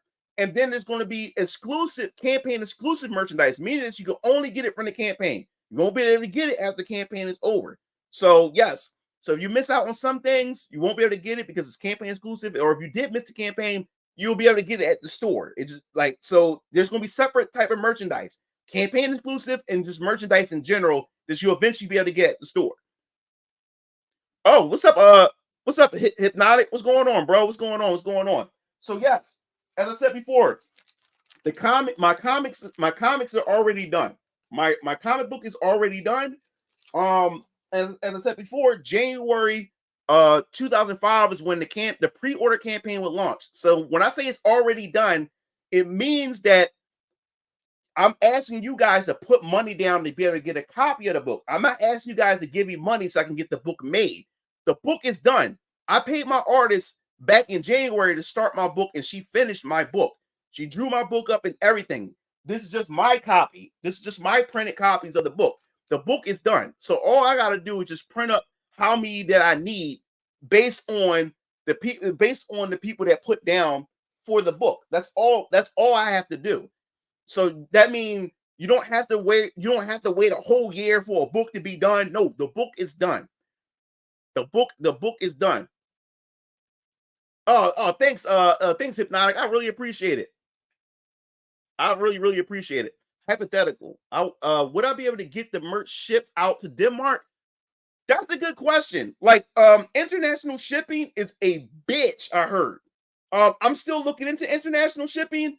I'm telling you right now, like I've noticed, like with Rippaverse was able to get like work deals out and all the other type of stuff to try to lower the cost. Um, when it comes to merchandise, I'm thinking when it comes to international shipping, things may go is for you guys, it may be pricey for you guys. That's why I decided to do digital for I wasn't going to do digital for the comic because I was scared because I don't like the piracy thing. You know, there's a lot of people who's for pirating. A lot of people out there like the pirate shit. There's no hiding it. Even people in my audience love the pirate shit. So I was really afraid of that pirating. Like me being an independent, comic book writer and have an independent comic book company that I'm ready to launch.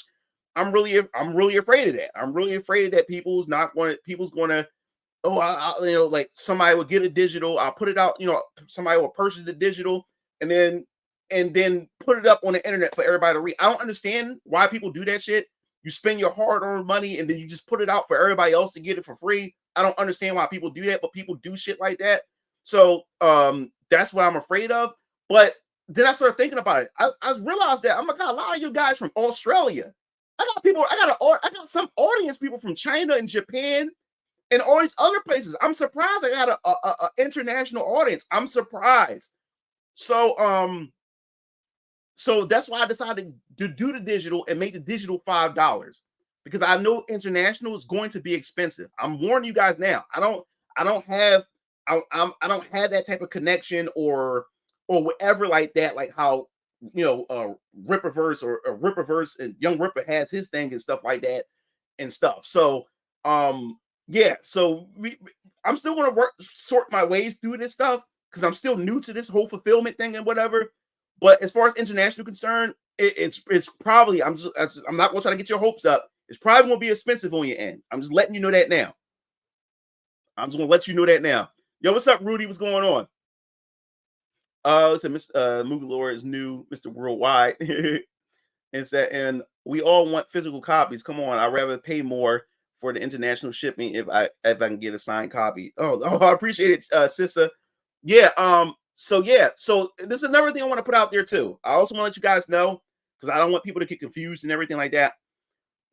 During the time that the pre-order campaign is going to be up from January to March, I'm already scheduled to go to a couple of conventions. I'm already scheduled to go to a convention in, I think, February or March. Can't remember. My brother Keo Lancer, he handles all that stuff because Trek and Keo Tees, they go to conventions, and Venus Orion Comics is part of that now. So what's going to happen is I already going to have printed copies of the base copy on hand. And I'm also going to have merchandise already on hand for when I go to conventions. So if you happen to see me at a convention, you'll be able to get the comic book early. Now the thing is, I won't be selling campaign exclusive stuff, which means like I won't be selling the covers. It's only for the campaign. You have to be part of the campaign to get the special covers. But I will have base covers on hand during the whole campaign. During the campaign while you guys are putting money down, while I'm out, if you happen to run across me at a convention, you'll be able to get the book early. You'll be able to get the book early because I will have the base covers on hand. I will have merchandise on hand. I won't have the campaign exclusive stuff on hand. That's only for the campaign. I won't have that stuff on hand, but I will have the regular stuff, the base stuff on hand. So if you happen to see me at a convention, you'll be able to snag a copy early or whatever like that. So I'm letting you guys know because I want to be transparent about this because there's some people who got upset at some creators where they were saying that some stuff is only get it now is only exclusive, and then people were like, wait a minute, but you're like I thought you said you didn't have any more of this. Why are you selling it at conventions and stuff like that? So I'm letting you guys know early on that yes, I will have convention stuff on hand already because I need this. How I'm going to be able to promote my stuff, to be able to sell my stuff. I will have promotion. I will have a convention products as well. So I'm just letting you guys know so you guys won't get confused or anything like that. I'm putting it out there, and I'm going to reinforce that and remind everybody that during the campaign presentation and everything that I will be selling the book while the pre-order campaigns are going on. I will have some on hand for people. So yes. Oh, what's up, Calvin? Yeah, so that's the plan. That's the plan for this. I'm super excited for VK, Venus Orion Comics, and everything. So there's some stuff that I do want to go over. Because I posted some stuff recently on the community tab that we can talk about for a quick second. I'm not gonna get into any spoilers or anything, but I think it would be pretty cool for us to go over all this and everything. So I'm gonna grab this real quick. And I really appreciate the feedback. I wasn't really expecting such awesome feedback or whatever like that. So all right, so let me grab this. I'm gonna grab this, and I'm gonna grab this. All right, copy. I'll put this in the folder real quick, guys. I'll put this in my stream folder. So when I share, set, bam, D. All right. So let me this StreamYard stuff is it's actually really dope, man. It came out way better than I expected. All right, so here we go. Share screen. All right. Window, entire screen.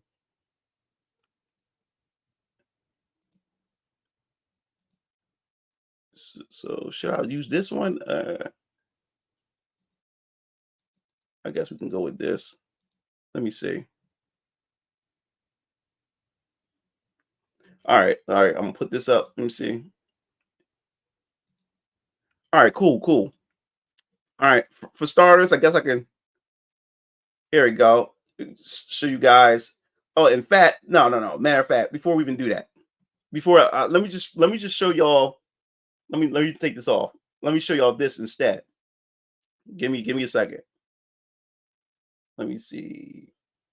I'm going to present. Let's go to a video file. Yeah, we're going to do this instead. So let me go to file. We're going to go to videos. Venus Orion Comics. All right. Yeah, perfect. All right.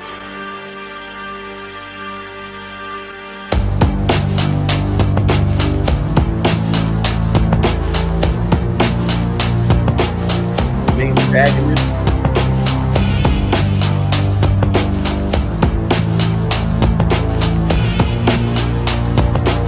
Yep. These Braden brothers.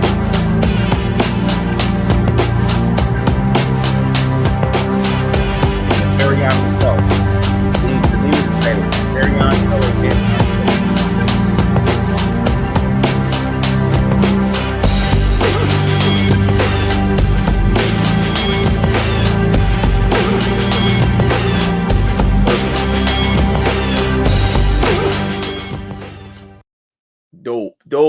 Dope.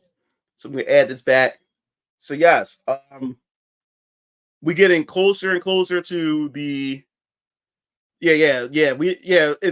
Well, there's some history behind that song, Club to Death. There's a history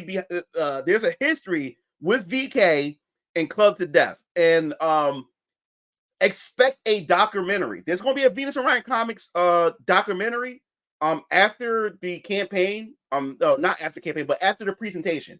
So expect within the months of January and March, within those 3 months as the campaign is going on, expect a documentary that's that revolves around Venus Orion Comics and the creation of Venus Orion Comics, and also the origins and how I'm going to go into in-depth details about VK itself. And the song Club to Death that you see in this trailer actually has real significant history with VK. So I can't wait to talk about that. And you'll be able to in this documentary. I won't be the only one in the documentary. My brother Strike and Keo, my father, is also going to be in the documentary, and a couple other people's going to be in the documentary as well. So I think it's going to be pretty cool. So stay tuned for the documentary. But yes, this is the cast, the main cast of VK, Varian Colors, Vampire Killers. The one in the middle is Varian himself, which the title is named after. The Draven brothers are his vampire killers, and I can't wait for you guys to explore the story of VK. This VK is what kicks off this shared universe. This story is essential to the overall like world building of the Venus Orion Comics universe. There's a lot of deep dive. There's a lot of world building, a lot of mechanics and everything that's going to be in VK. That's going to be really, really essential. And the other series is just something that's just the cherry on top that fills out the world in the universe itself even more. And I can't wait to see a lot of theories that you guys are going to have. I can't wait to see which Draven brother is your favorite Draven brother and stuff like that. I can't wait to see those discussions. I can't wait to use guys. People have discussions about power scaling and what character could beat what character in a dream match scenario and stuff. These are things I look more forward to. To me, it's not about the money and everything. Also, it's just I want to build a community around my universe. I want to build a fandom around my universe. I want to see speculation videos. I want to see reviews of my content and stuff like that. I want to see fan art. I want to see fan stories. I want to see all kinds of stuff from the community. I want to see cosplayers. I want to see all kinds of stuff from Venus Orion Comics and just the universe itself. Good question. Welcome to the chat, Urban Shots. Landon asked a good question. Will you make original music? Yes.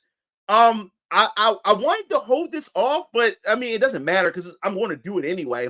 I want to release a VK soundtrack. That's what I want to do.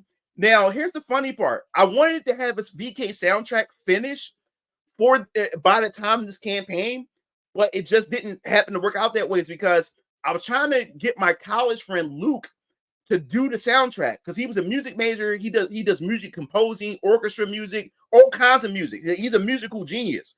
You know what I'm saying? He makes music. He does music and stuff, but I can't get a hold of him.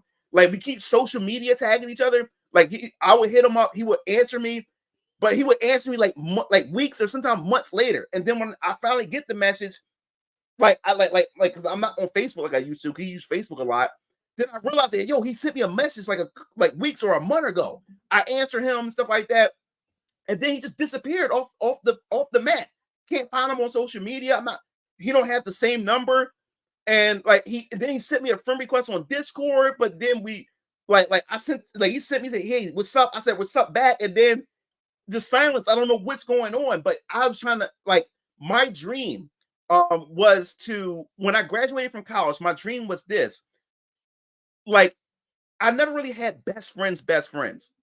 A lot of my best friends growing up through school all betrayed me. They all stabbed me in the back. A lot of my friends had hurt me. But for the first time I had real friends. My real friends was the friends that I met in college. It's crazy how that works. Here it is, I grew up with friends through the neighborhood or through elementary school all the way to high school. And these were the people that end up hurting me, that end up stabbing me in the back and everything like that. But here it is, I go to college and meet complete strangers who I never met in a day of my life, but it felt like that bond that I built with them, it felt like I've known them all my life. So my whole dream was I even told them this. I told all my college friends this, that in my circle, in my clique, I said, yo, I don't know what it is. I don't know what it is. I don't know what it is I'm going to do. But when I become successful And when I start this business, I'm coming back for all y'all. Because they were all a lot more business majors. All of them were business majors or music majors and stuff. So I said, yo, I'm coming back for all y'all. I'm hiring y'all. I'm hiring y'all for my company. You know, and Luke was the first one I really wanted to. He was the first college friend I wanted to bring him on board, but he disappeared. I don't know where. I can't get in touch. I can't get a hold of him. He just disappeared. So what I also learned too is that God works on his time. That's what I learned. And I learned that when people come into my life, they came in my life because God put them in my life at that time. So whenever I do hear from Luke, it's because God made it be. This was the time that I was supposed to talk to Luke. My very first artist was this Malaysian kid back in the day. When I first started, because like I said, before comic books, I was doing RPGs. I wanted to start my own video game studio. I wanted to create RPGs. And I wanted to create my own Final Fantasy type series, anthology type series, my own type of JRPG. I wanted to create my own RPG called Galinia. Galinia was supposed to be like my own Final Fantasy. It's going to be an anthology. That means every Galinia game is going to be about a different world, different set of characters, everything like that. And I started out on RPG Maker. And I met this kid back in the day. This was back in 2000. I would say like 2000. I would say like 2006, maybe 2007. He was a great artist, man, a great artist and stuff. And he was drawing my main protagonist for Galinia. My first one was called Galinia Dreams of Aldeas. So every Galinia game would have a title. So the first Galinia game is going to be called Galinia Dreams of Aldeas. And I had eight Galinia games planned. But the first game is Galinia Dreams of Aldeas. He drew my main protagonist. He drew my female protagonist as well. And I said to him, because he always wanted to come to America too. And he actually believed and had faith in the things that I've done in everything. And I didn't have money back then. I was still I was like maybe like 19 or whatever. I was really, really young and everything. But he had faith in what I was doing. He always said to me, man, like, if you make it big, man, like I hope one day I can be able to come to America and stuff like that. I said, dude, when Venus Orion, this is what I said back in the day, it was called Venus Orion Games. When Venus Orion Games become something, I promise you, I'm coming for you. I'm going to bring you to America. And I'm going to make sure. And my whole goal is, like, my dad owns property. And now when I'm getting into real estate and stuff for myself. My whole goal is I want to have an apartment where I get my artists and I will put them in that. I will put them in an apartment. And that's Venus Orion Comics. They work for me. And they don't have to pay no rent or whatever like that, because the other floors would pay for everything. I would have other people on other floors paying rent, but my employees, they can just live in that apartment or whatever like that, and they work for me. They work for me. They have a life. They live in America. They work for me and stuff like that. Venus Orion Comics and Venus Orion in general, and we just get to work. You know what I'm saying? And that was the thing that was what I really wanted to do. And his name was Jason Chang. I remember his name, man. And I told him that, yo, one day, man, I'm coming for you, bro. You gonna come to America when Venus Orion Games blow up. So fast forward today, I meet Jessica. She's from the Philippines. She's my artist who draws my VK characters in my Venus Orion Comics universe and everything. And I mentioned Jason Chang to her and said, hey, do you know what he's doing today? I said, I don't know. And guess what? He's still around. He's on Facebook. And his artwork got crazy. His artwork is phenomenal. He got even better. Let me put it this way. Like, he's on a whole nother level than Jessica. And now I'm like, yo, I got to get in contact with him. But here's the thing. I contacted him. He still haven't read my message. Like he haven't read anything. He haven't looked at it or anything. So this is what I said to myself, and I always say this to myself. He's going to contact me one day. And the day they contact me is because God made it. He made it be. Is because he's meant to contact me. Because right now, me contacting him right now, I have no work for him right now because I'm working with Jessica right now, and I'm trying to get this campaign started. So me hiring him to do other things just doesn't make sense right now. Is because I'm getting ready for the launch. But after launch, this is when I'm start going out looking for more artists to help Jessica out. So while Jessica's doing one series, I have other artists doing other things and working on other series and stuff like that. So I sent Jason Chang a message, say, yo, it's me. You remember me? I sent them all the pictures, the RPG project and stuff. So I'm just waiting for him to reply. But the day that he replied was the day that was meant for him to reply to me. And I'm gonna just leave it at that. But yes, here's VK, man. VK is very close and dear to my heart, man. This is the first series that's going to kick off my shared universe, and I can't wait to these characters interact with my other comic book characters and everything. But yes, so what's his links? I gotta find his links. Because he's on Facebook. He's on Facebook. He said Hezekiah Draven Q Lance's Isaiah. Brian Langs is very on color. I just saw the Discord. Okay, cool. But yeah. I gotta go back to his Facebook and I have to post all that. Oh, thanks, Ma. He said, "Will your VK characters ever be made from Mugen?" That's somebody approached me about that. Have I considered making a Mugen? I wouldn't say just VK. I would like to make a Venus Orion universe fighting game. I wouldn't just want a VK fighting game. No, I want a fighting game with all my Venus Orion Comics universe characters. Well, my plan is I want to get into video games. That's the plan. The comic books is just the easiest way to start things out, to get people familiar with the characters and all this other type of stuff. And then I could build from there and go into and start a video game studio, Venus Orion Games and stuff like that. But I was approached by somebody within the Mugen community and said, have I ever considered making a fighting game using the Mugen engine and stuff like that? I would kindly, if with the success and when the Venus Orion Comics make money, I would pay a Mugen team. I would pay people to make a Mugen fighting game. Using the Mugen engine to make a fighting game. I would pay talented people to do that, to make a Venus Orion Comics. I would call it Chaos Fighters, Orion Chaos Fighters. It would be called Orion Chaos Fighters. And that's another history. Chaos Fighters is something else too. That I always dreamed of too. And there's a reason why it's called Chaos Fighters. It deals with something that you'll find out about chaos itself within the Venus Orion Comics universe. But yes, I would like to have a fighting game called Orion Chaos Fighters, and it would have all my Venus Orion Comics universe or just Venus Orion characters in general, all in one fighting game. That was something I would love to do. And if I can be able to do that in Mugen and be able to make money off of it and sell it or something like that, I think that would be awesome. I would love to do something like that. But yes, Varian Colors, Vampire Killers, will focus around Varian and his Vampire Killers, which is the Draven Brothers. As I said before, the Draven Brothers, just to give you a little bit of something that you can walk away with the Draven Brothers. The Draven Brothers, they don't remember who they are. They don't know who they are.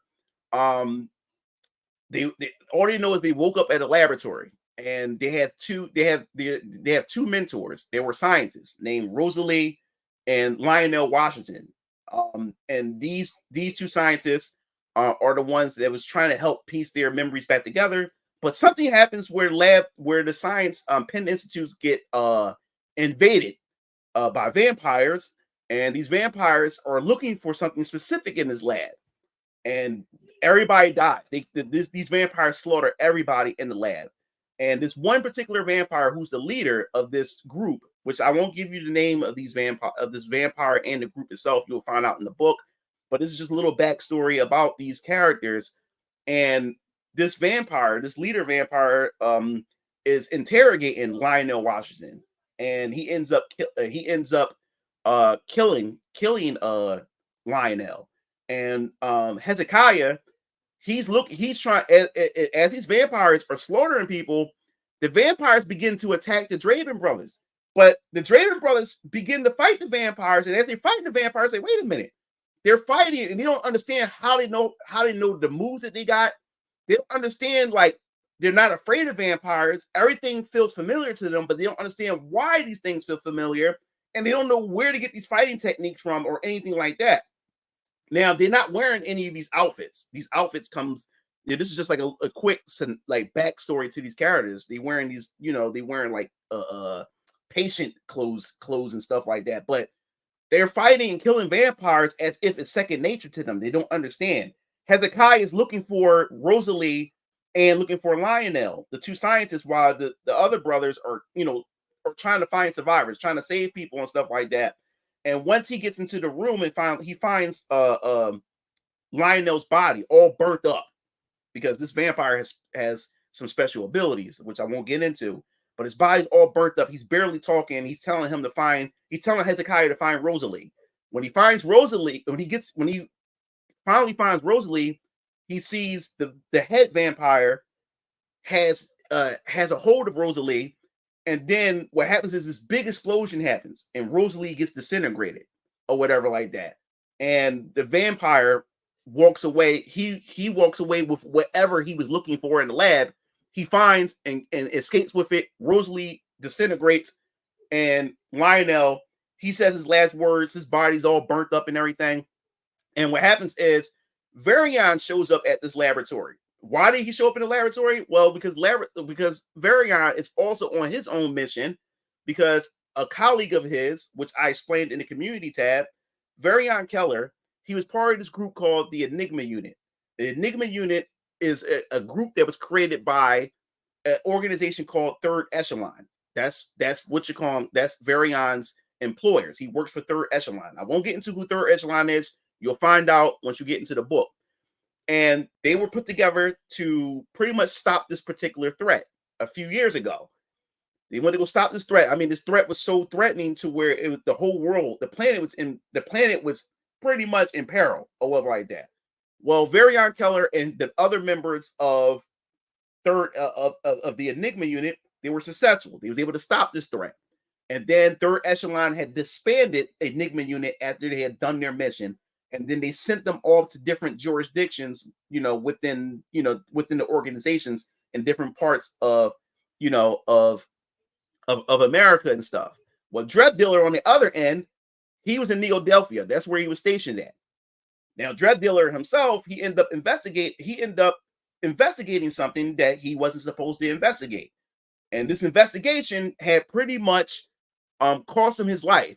But Dread Dealer found, once he realized that his life was in danger after he started investigating something that he wasn't supposed to investigate, which I can't tell you, he sends a cryptic message to Varian, because Varian is the only person he can trust. He tells Varian this cryptic message, but Varian still couldn't understand what he was trying to tell him. After he sent that cryptic message, a couple days later, Dread Dealer was reported dead. Third Echelon contacts the members of the Enigma Unit, tell them to report, told them what happened, and then Varian wanted to go find out what happened, what killed, who killed him, and why.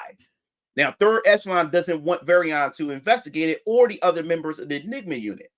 So now they told him if they investigated like that, they was going to receive some consequences and stuff. So Varian is under surveillance.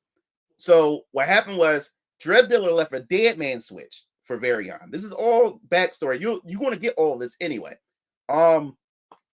He gets a dead man switch. The dead man switch leaves some cryptic information. So now he's carrying on. He's picking up where Dread Dealer left off. He wants to find out what's going on. Something is brewing in Neodelphia. Something is going on, and it's going to get crazy. And during his investigation, it led to the Penn Institute. When he gets to the Penn Institute, he finds the Draven brothers covered in blood, and he realized like, yo, like these dudes, like whoever these young men are, these dudes just slaughtered a bunch of vampires and stuff. And he noticed that these three brothers has potential. So he pretty much made an offer to the brothers, because the brothers want revenge. They want to find out, they want to go after the vampire who killed Rosalie and Lionel and Rosalie or whatever. So Varian made a deal with them, saying, yo, I would train you guys to your fullest potential, so you'll be strong enough to one day avenge the ones to avenge your mentors and stop and kill the vampire that's responsible for killing your mentors. But in return, you have to help me and do, in this investigation to find out who murdered Dread Dealer and what is going on in Neo-Delphia and stuff like that. So they had so they pretty much have something in common that they want. They both want something. So yes, so that's how they end up coming together, the Draven brothers and Varian Keller. Now the reason why he needs the Draven brothers because he's under surveillance by Third Echelon. There's only but so much he can do. So the Draven brothers has to go out and do the things that he can't do. That's why they are his vampire killers. Let's see the vampires, Dimitri Powers. So I like what you said, Talcum. We're gonna talk about that. He said it's a very early TMNT. I like what you just said for a second. I like what you said there. I like what you said there. Hold that thought for a second. So so since he said that, do I have it? Do I have? I'll bring that up in this. Oh, there it is. So Detective Bertelli, I like because Talcum said something very early TMNT. Now, I'm glad that he said that. It's because VK is has some TMNT inspiration. Is because Detective Bertelli is going to play a central part in VK as well. She's kind of like experiencing everything that's unfolding as the reader is experiencing this. She doesn't know that vampires exist. A lot of people don't know that vampires exist. Vampires is infiltrated human society, and a lot of people don't know it. They exist. So there's going to be in this story, there's going to be something that's going to lead Detective Bertelli into this whole underworld. That's why it's called this.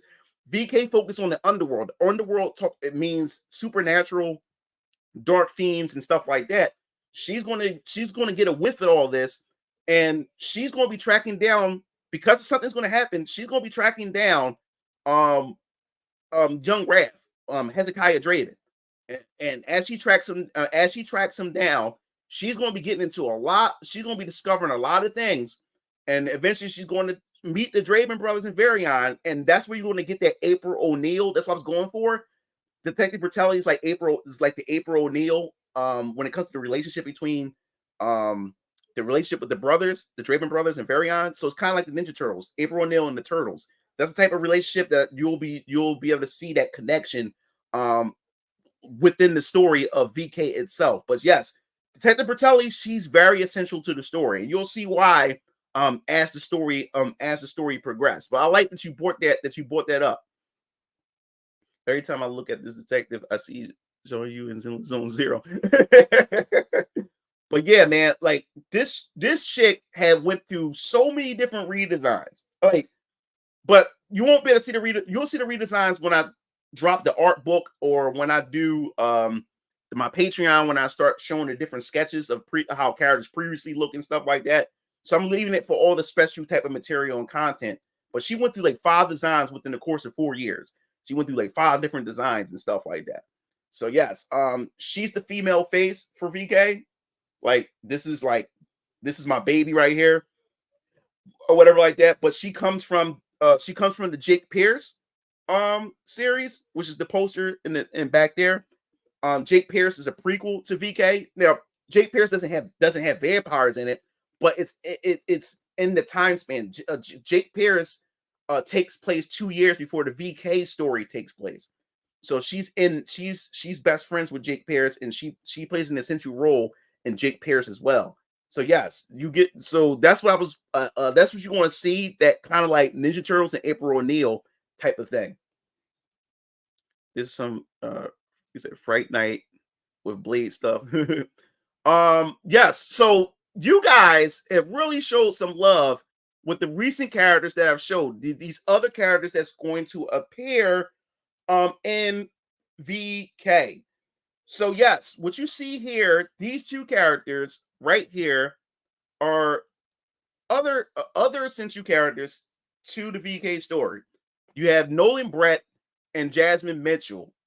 Now, a lot of you guys showed a lot of love to Jasmine Mitchell. I underestimate goth girls. I know like so many people love goth chicks and stuff like that. But yes, the first chapter the first chapter, this is the synopsis in the back of the book right here. The first chapter, Hezekiah is looking for Jasmine. Why is Hezekiah looking for Jasmine? It's because she quote unquote has connections, may have some connections to the vampire who supposedly had killed Lionel and Rosalie, his two mentors. So, because the vampire he's been hunting down looking for, he's been off the radar for some time. So Techlock has been doing doing his investigation since he's the cyber guy, the information guy. He was able to pinpoint and track down Jasmine. And Jasmine may have some connections to this particular vampire or whatever. Now, she don't know that this person's a vampire, but she may have some connections to this person. So the first chapter is Hezekiah tracking her down. And when he meets Jasmine, you have to wait and see what unfolds when he meets Jasmine. So yes, Jasmine plays an essential role. Nolan Brett, what's his connection to chapter 1? He's in chapter 1 as well. I can't spoil that either because it's very essential, but you'll find out once you get your hands on chapter 1. Yeah, it said, bro, like Raven from Teen Titans created my weakness for goth chicks. So yeah, I really appreciate the love and the feedback that you guys have for Jasmine as well. And then of course, can't forget I just recently revealed these characters. Other characters that's going to be in the story. Eliza Klein and Timothy Stanley. These two characters are going to play a role, especially in the first arc. Say like Kylie from Extreme Ghostbusters, you name it. Yeah, so these two characters will play a role in the story. How far of a role you want to have to wait and see. But Eliza Klein, she comes from the Klein family. Her father is one of like is the CEO, is the owner of one of the biggest financial firms, especially in Neodelphia. So she's the daughter of him, and she lives in District A of Neodelphia because Neodelphia is broken up in districts. There's District A, B, C, and D. District D is pretty much the ghetto. I mean, it's bad. It's dirty, violent. It's all drugs. It's all kinds of crazy shit that happens there. District C is not as bad as District D. Is a little bit of improvement. And then District B, I guess you would say it's kind of like your middle class. You're kind of like your middle class and stuff like that. And then your District A, that's where the upper class people live at, or where your elites live at in District A. So Eliza Klein, she's from District A. That's where she lives. And Timothy Stanley, he comes from the Stanley family, which they own a family business, a restaurant, and whatever. And he's from District B. His family is well known within the District B, within the community itself, and everything, well loved and stuff like that. So the question is, what does somebody like Eliza Klein has interest or have something, because these two are friends. What does somebody from District A have something in common or have interest in somebody from District B, like somebody like Stanley? So why are these two hanging out? What is the purpose? Well, you're gonna find out because it's going to fit into the story, especially into the first arc about these two characters and stuff like that. So keep an eye out on this as well. My artist Jessica, she has done a good job with the artwork, with the characters and the design for the characters and stuff. I'm already picturing voices in these like for these characters and stuff. Like I just love it. When I look at these characters and stuff, and I just think about the voices, I would love for these characters to sound like, and everything like that. But yes, so that's pretty much essentially that when it comes to the whole VK situation that we have going on here. Take this off, take that back. But let me pull this down. Here we go. So perfect. But yeah, So I'm excited, man. I'm looking forward to be able to tell the story that I want to be able to tell. And you gotta understand, like the thing that's more frustrating is because you don't understand half the shit that I have. There's not even half. I didn't scratch the surface of this of things that I really want to show you guys, but no, it's all part of marketing. I can't give you guys everything, then I don't have nothing to market if I'm showing everything. But I haven't scratched the surface. You have no idea the shit that I have in store for you guys as far as story, characters, other comic series that I knew you guys will be super excited for. But you guys want to wait and see. That's the thing that's eating me up inside that I can't show you everything. But as I said before, man, like I eat and sleep this, I dream this every day. I'm looking forward to it. And as I said before, man, um, when it comes to this, VK is only as it can only be as successful as you guys come out to show support. You guys really have to come out and show support. That I constantly keep getting messages from a lot of you guys, man, like, are you going to do animated shorts? Are you going to do animated trailers and all this type of stuff? I said, yeah, I want to do that. But you got to understand, animation is expensive as fuck. And I really want to do that stuff. But if you guys want to see that stuff and you guys want to see animations, you guys have to come out and show some support. You guys have to come out during the first campaign. Definitely, because the first campaign is going to set the, like I said, it's going to set the trend.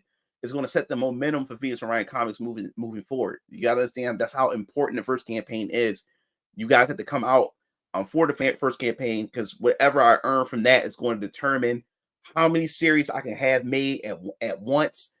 It can determine if I can do animations and stuff like that. It's going to determine all those type of things that I really want to do for you guys, and that all depends on how much you guys come out in full force to show support. You said, I'm curious, how does the design process work for your characters? Do you give Jessica basic ideas of what you want, how you want them to look, and you let her do the worst of it? Yeah, all right. So pretty much what I do is I have two things. I have two people working underneath me when it comes to this. This is a good question. I have my brother DX Strike. He's working with me because he's like an artist himself. What he does is he draws concepts. That's what he draws. He draws the concepts. Like there's sometimes I only go to her to do certain concepts, or I go to my brother to do the concept, and then I hand the concept to her, and then she draws it in her art style. Like a perfect example. Let's go back to go back. Like Adaptima. My little brother DX Stripe made her. Like this is my character, but he came up with the outfit design. He came up with the concept. I just gave him a name and I told her what her powers were. And then he came up with the concept. After he drew the concept, I gave the concept to Jessica, and then Jessica drew her into this style. So we do it that way, or sometimes I just go, let me see. Hold up. And even Viper. Viper is actually my brother's character. And just like my dad, like Princess Adex and Lazarus is my dad's characters. Viper is actually because my brother wanted to start his own comics at one point. He wanted to do his own comics, and Cobra and Viper was his own thing. So just like what I did with my dad, I brought my brother's characters to my universe. So they're all part of my universe now. So this was another thing. My brother Strike had created Viper and Cobra, made the concepts. Then I took the concepts, sent it to Jessica, and then Jessica drew it in her style. So that's how we did it. Mighty Girl. Oh, all right. So Mighty Girl was something that I went to Jessica with. My brother DX Strike. We'll bring it up. Give me a second.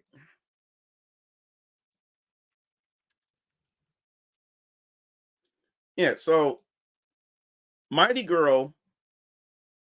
Yeah, Mighty Girl was a design that I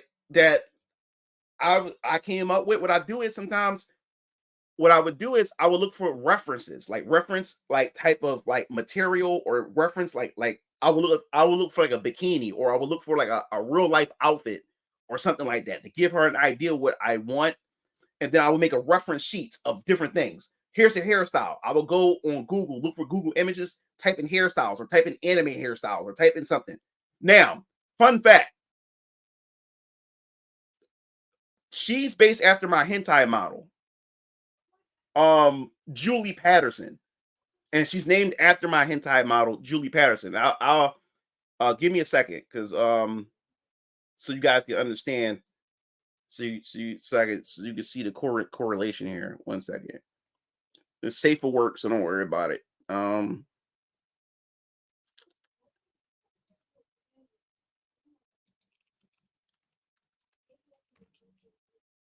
Give me a second. Just wait for it all to load up.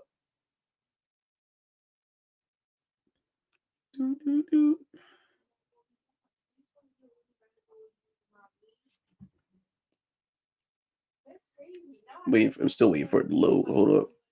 I didn't know I had that lunch for her.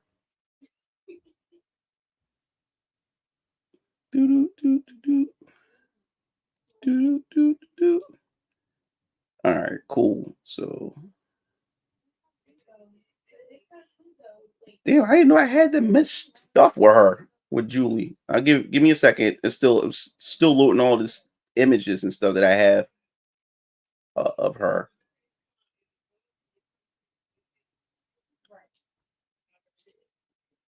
All right, here we go.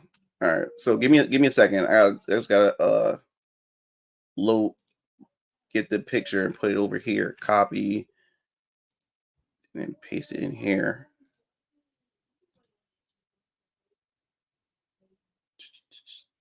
So go back to stream material, put that in my stream folder,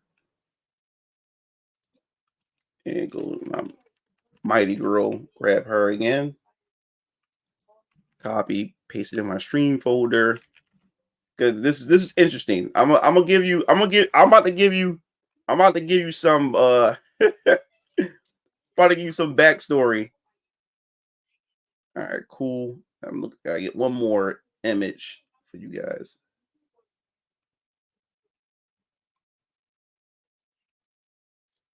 All right, so let me go back. All right, this is the last one. There we go.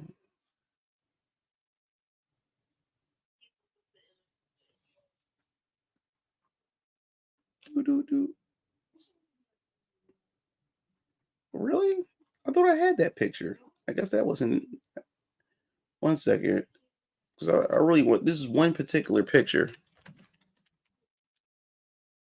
and I thought I had that, but I guess I don't.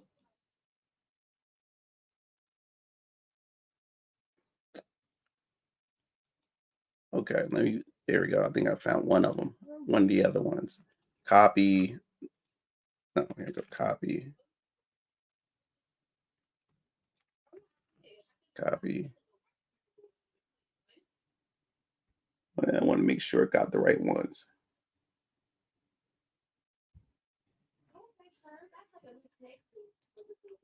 All right, open file.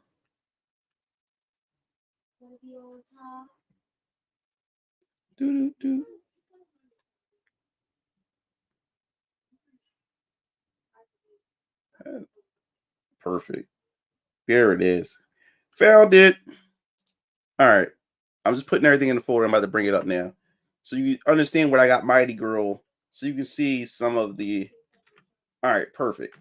All right, so this is where Mighty Girl was based after my hentai model right here. Julie, she's one of my favorites. She's based off there. Here's my hentai model. You see the hair? Yeah, so all I did was remember My Way Entertainment? I found the hentai. Came up with this, got a brother a bear. So yes, he said whoever designed Michael, yeah. So yes, this where Mighty Girl came from. This is my 3D, one of my 3D hentai models. All I did was give her a picture of my 3D hentai model, and then she just made Mighty Girl. That's all she did. That's all. That's where she came from. She came from my 3D hentai model. Julie Patterson. You see, Let me bring it back so you can see. See, yep. So that's how it came out. Came out. She did a really good job with Mighty Girl when it came to that. Yeah. So yeah, then there was with the other hairstyle and stuff like that. Um, yeah. Some what I did was I took some of my hentai models and brought them to the Venus Orion Comics universe and repurposed them and stuff like that. And Mighty Girl was one of them. Um, Also another interesting one that you may find interesting. Let me see.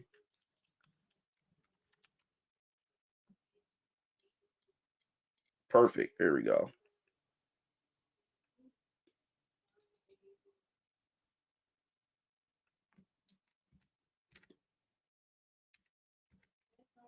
All right, let me see.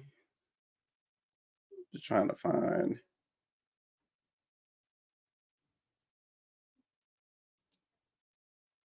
Do, do, do,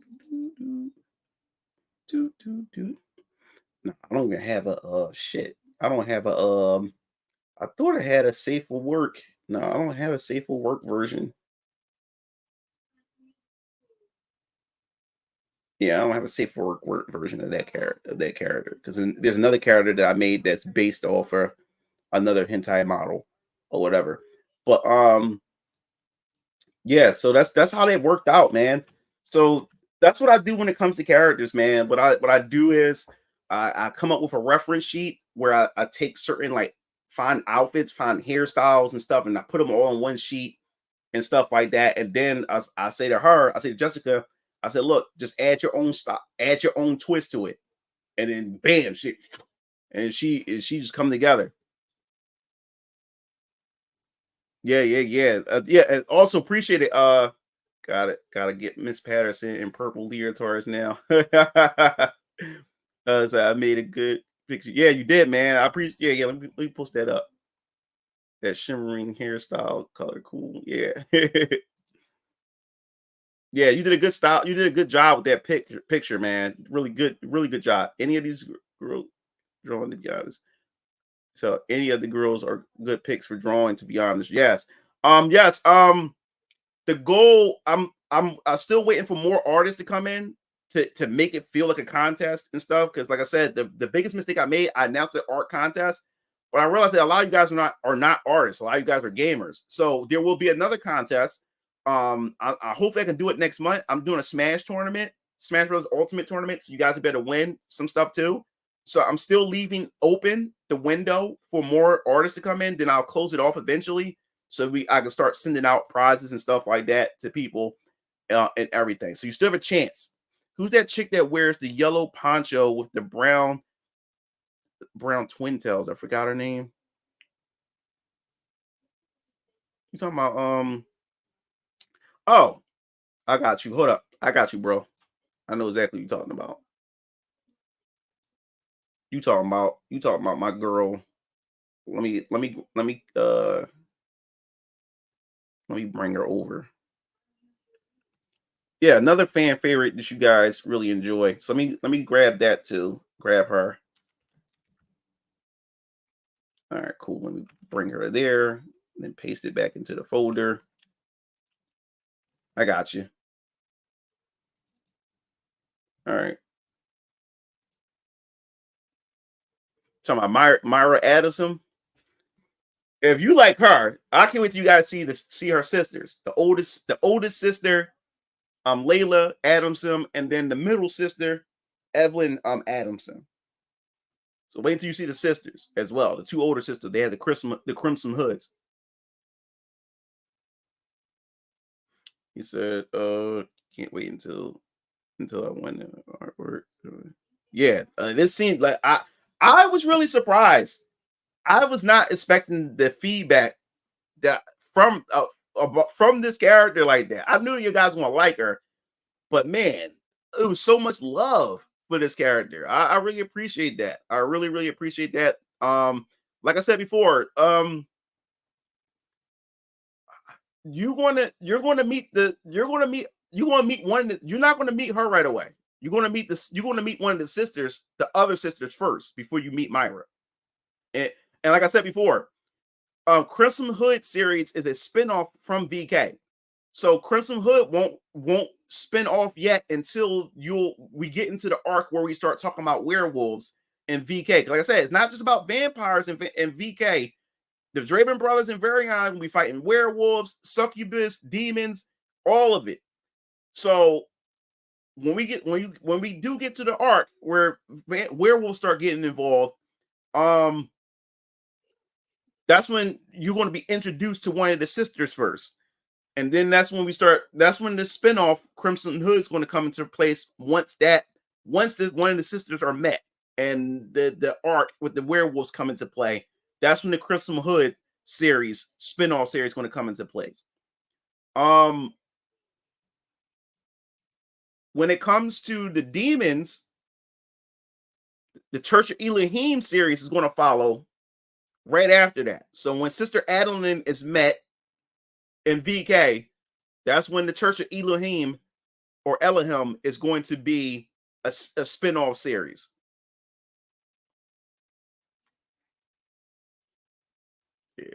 Yeah, he said night hunting is about to begin. Yeah, so that's what's going to happen. So when these characters are first introduced in VK, that's when their series are going to spin off. Yeah, so Sister Adeline is another favorite character of mine. Just my artist Jessica, she did a good job on her. Yeah, she did a real good job. And what I'm excited about with the Church of Elohim series is because there's a class system. You have the nuns, and then you have the males, which is you have the cleric side, the male side. So there's different classes and different branches. See, the female characters and the male characters, they all start off as crusaders, and then they branch off into their gender type of classes. So after you have the cleric, then the cleric will go from cleric to sister, and then from sister you go to the mother rank, and then from mother rank you go to high mother, and then from high mother the highest rank is the priestess rank. And then the male side you have the crusader, and from crusader you have brother, and then from brother you have father, and then you have high father, and then you have what was it? It was bishop, and then you have the bishop. Then you have the bishop. So also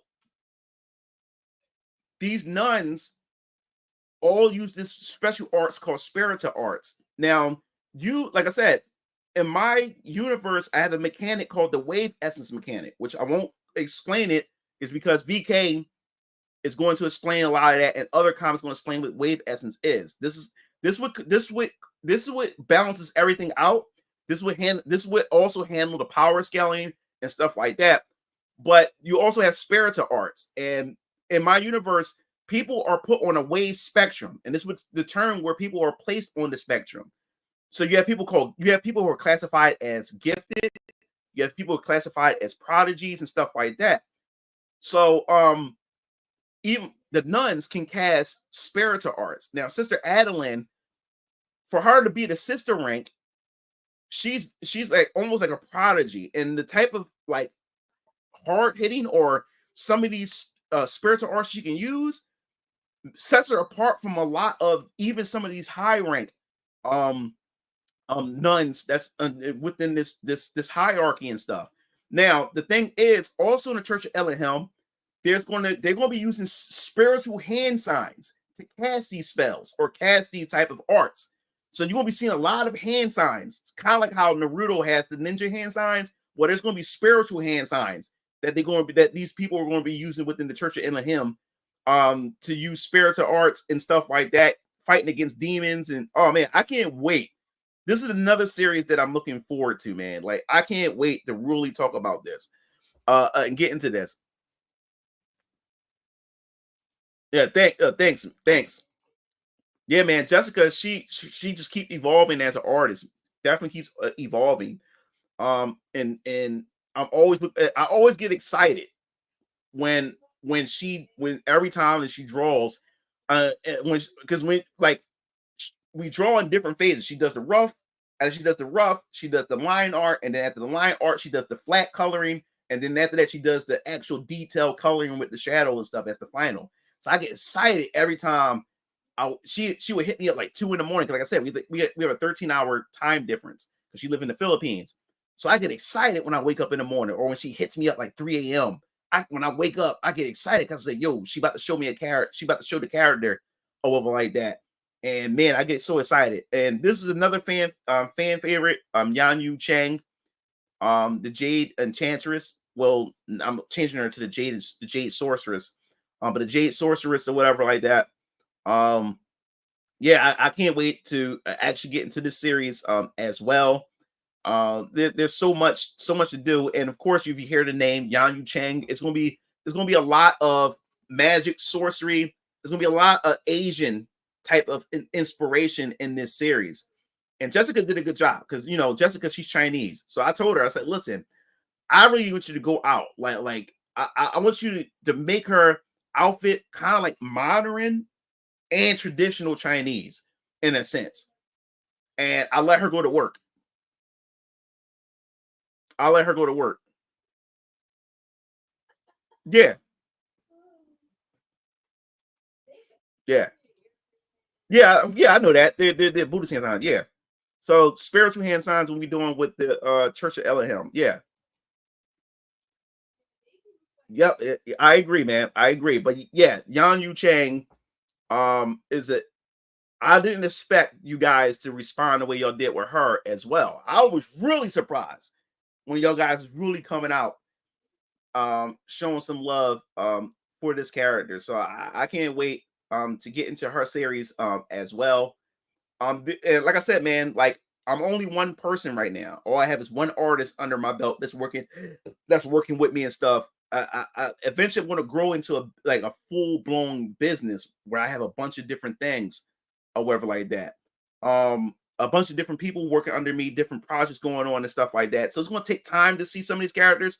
But I came up with a new method, or I'm working on a new strategy and a new method to be able to introduce you guys to these characters earlier than planned. Because, like I said, since everything's going to be since it's just me, it's going to take a long time before y'all even get a chance to see some of these characters. But I'm going to fix that because I have another means to be able to introduce these characters to you. You just have to wait and see it. I can't really spoil that right now, but you will be able to see what I'm going to do and stuff. Met says, yeah, I forgot about this design. This one's very fucking good. Could definitely see it in the Hoyo game. Everybody keeps saying that. Somebody said Genshin Impact in the what you gonna say, dude, like this is really good. Like, it reminds me like a Genshin Impact character or something. Oh, let's see. He said, yeah, it's nice to hear it brings it out. Yeah. Oh Lord, how long has it been since you stopped doing movie content? Probably been like 5 years now. Probably like 5 years, I guess. But yeah, like a lot of you guys are looking forward to that and really appreciating it. And of course, like I said before, um, Alter Squad X, you guys, the poster that's behind me, she did a good job putting this together. Photonic, Rampant, Cerebra, Channel Red, the Lad Spectral, and Adaptima. And I can't wait. Like I said, I got the first draft done for the first chapter. So this is just to give you a good idea of. So how could I forget? Yu Chang. She's my favorite just because of the classy looking agent. Yeah, yeah. So when it comes to Alter Squad X, this is the whole thing. VK Chapter 1, of course, is done. The pre-order campaign is going up for that. VK Chapter 2, the script is done. I did like 11 different revisions of it, and I finally nailed down something I like for Chapter 2. So Chapter 2 is done. The script is done. So by the time you guys get to the pre-orders in January, Jessica and I will start beginning the process of drawing up chapter 2. So chapter 2 is going to be ready. That campaign is going to be ready. It's going to be pretty much really ready really soon for chapter 2. Once chapter 2 of VK is ready and done, chapter 1 for Alter Squad X is going to be the next chapter that's going to be ready. That's going to be the next book. So after VK chapter 2, this is going to be the next book. You ever thought of using AI to assist your artist since you only have one artist? Oh no, I don't do nothing. No, when it comes to assist my artist, oh hell no. My artists do not like AI when it comes to art. She do not like AI when it comes to art. Don't mention anything. Don't suggest AI to her. Don't even suggest AI to her. So yeah, so she takes that as an offense. So don't ever, because she had a client that that really pissed her off one time. The client was talking about, you know, how much better AI art is and all this other type of stuff, saying it to her while she's doing his work, like drawing while he's paying her to draw for him, and he's talking about how much AI art is better. And there was a particular thing that she drew for him, and he was criticizing it, and then he kept saying, well, the AI and this, that, and third. And she's like, all right, then you use AI then like, what do you need me for? Well, I haven't really thought about that. I haven't really thought about that dream. I haven't really thought about that.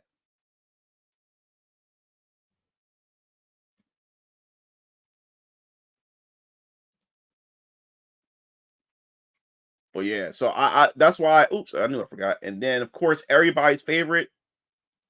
I forgot Siona, the Die Star champion Siona. I can't wait. Everybody said this is the most anticipated series because the backstory and everything, and the design of the character and stuff. This is the most anticipated series that everybody is looking forward to. I got the most. She's the most fan feedback that I've ever got out of everybody I posted. This is the most fan feedback that I've ever gotten. So everybody's looking forward to Siona, the Die Star champion. I definitely can't wait to actually get into that series too. And the ideas for the different champions, and stuff is got me excited. Like this is gonna be another ambitious project. Siona, she got them hands. Yeah, everybody's looking forward to this series, and I'm already doing some rough drafts of the first chapter. As an artist, I agree, even though I have no problem with AI art. The part where I get mad is where people start making money off AI art now. That pisses me off, and art made by humans is way better, by the way. Oh, but yeah, let me put that up. Yeah, she got them hands. And two big reasons why people like, yeah. Oh, what's up? Say hi, Moon Lord. I'm a gamer too. Respect all your knowledge and love of video games. I think you're more passionate than I am. Oh, no problem, Daz. No problem, man. I appreciate that. I really appreciate that, bro. Um, yeah. So yeah, this is another series that I'm already going to start beginning the rough draft for the first chapter. To let you guys know, the first book to VK is only 32 pages. Chapter two, chapter two, um, chapter 2 of VK introduces this one focuses on young Raph, Hezekiah Draven. Keel Isaiah and Isaiah and Caleb Draven and Varian is not in this first chapter. They're mentioned, but they're not in this first chapter. This you'll find out why they're not in this chapter. The first chapter. You'll find out why or whatever. But yes, the Isaiah and Caleb and Varian is going to be in chapter 2. You're going to see them in chapter 2. And in fact, chapter 2 focuses a lot more on those two brothers because it's introducing the other two brothers.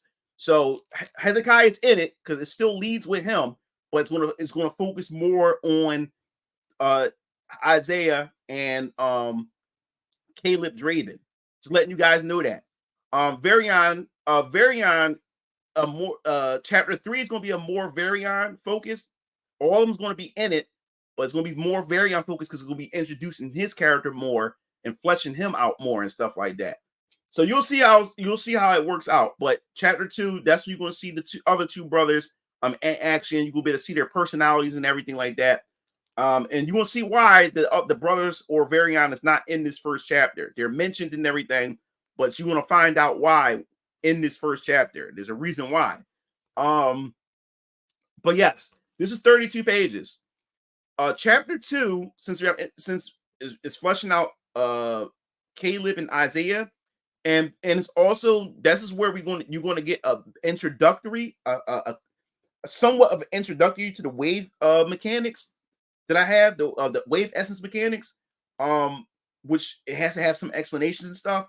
The way chapter 2 is looking, it may end up being 42 or 52 pages for chapter 2. So that one's going to be a little bit longer than this one. This is a standard issue, like 32 pages. Most issues are 32 pages. So this is like a standard issue, but the next chapter may be 42 or 52 pages. So it's gonna be a bit beefier. The second chapter. So I'm just letting you guys know. Now, when it comes to Ultra Squad X, since that's a bigger team, and like I said, I'm only one person, it's one company, and the duration and the wait period between books, I have to have these books to be a little bit more, even more beefier. So you guys it holds you guys off until the next chapter's release. So Ultra Squad X may be 62 pages. So we'll see how everything plays out. But so chapter 1 may end up being 62 pages for Ultra Squad X. And the same thing might be said for Siona. Siona might end up being 62 pages for the first chapter as well. So we'll definitely see how all that play out. How all that play out. But let me see one more character real quick. And I also appreciated the feedback that you guys had left for another character of mine. Oops, wrong button.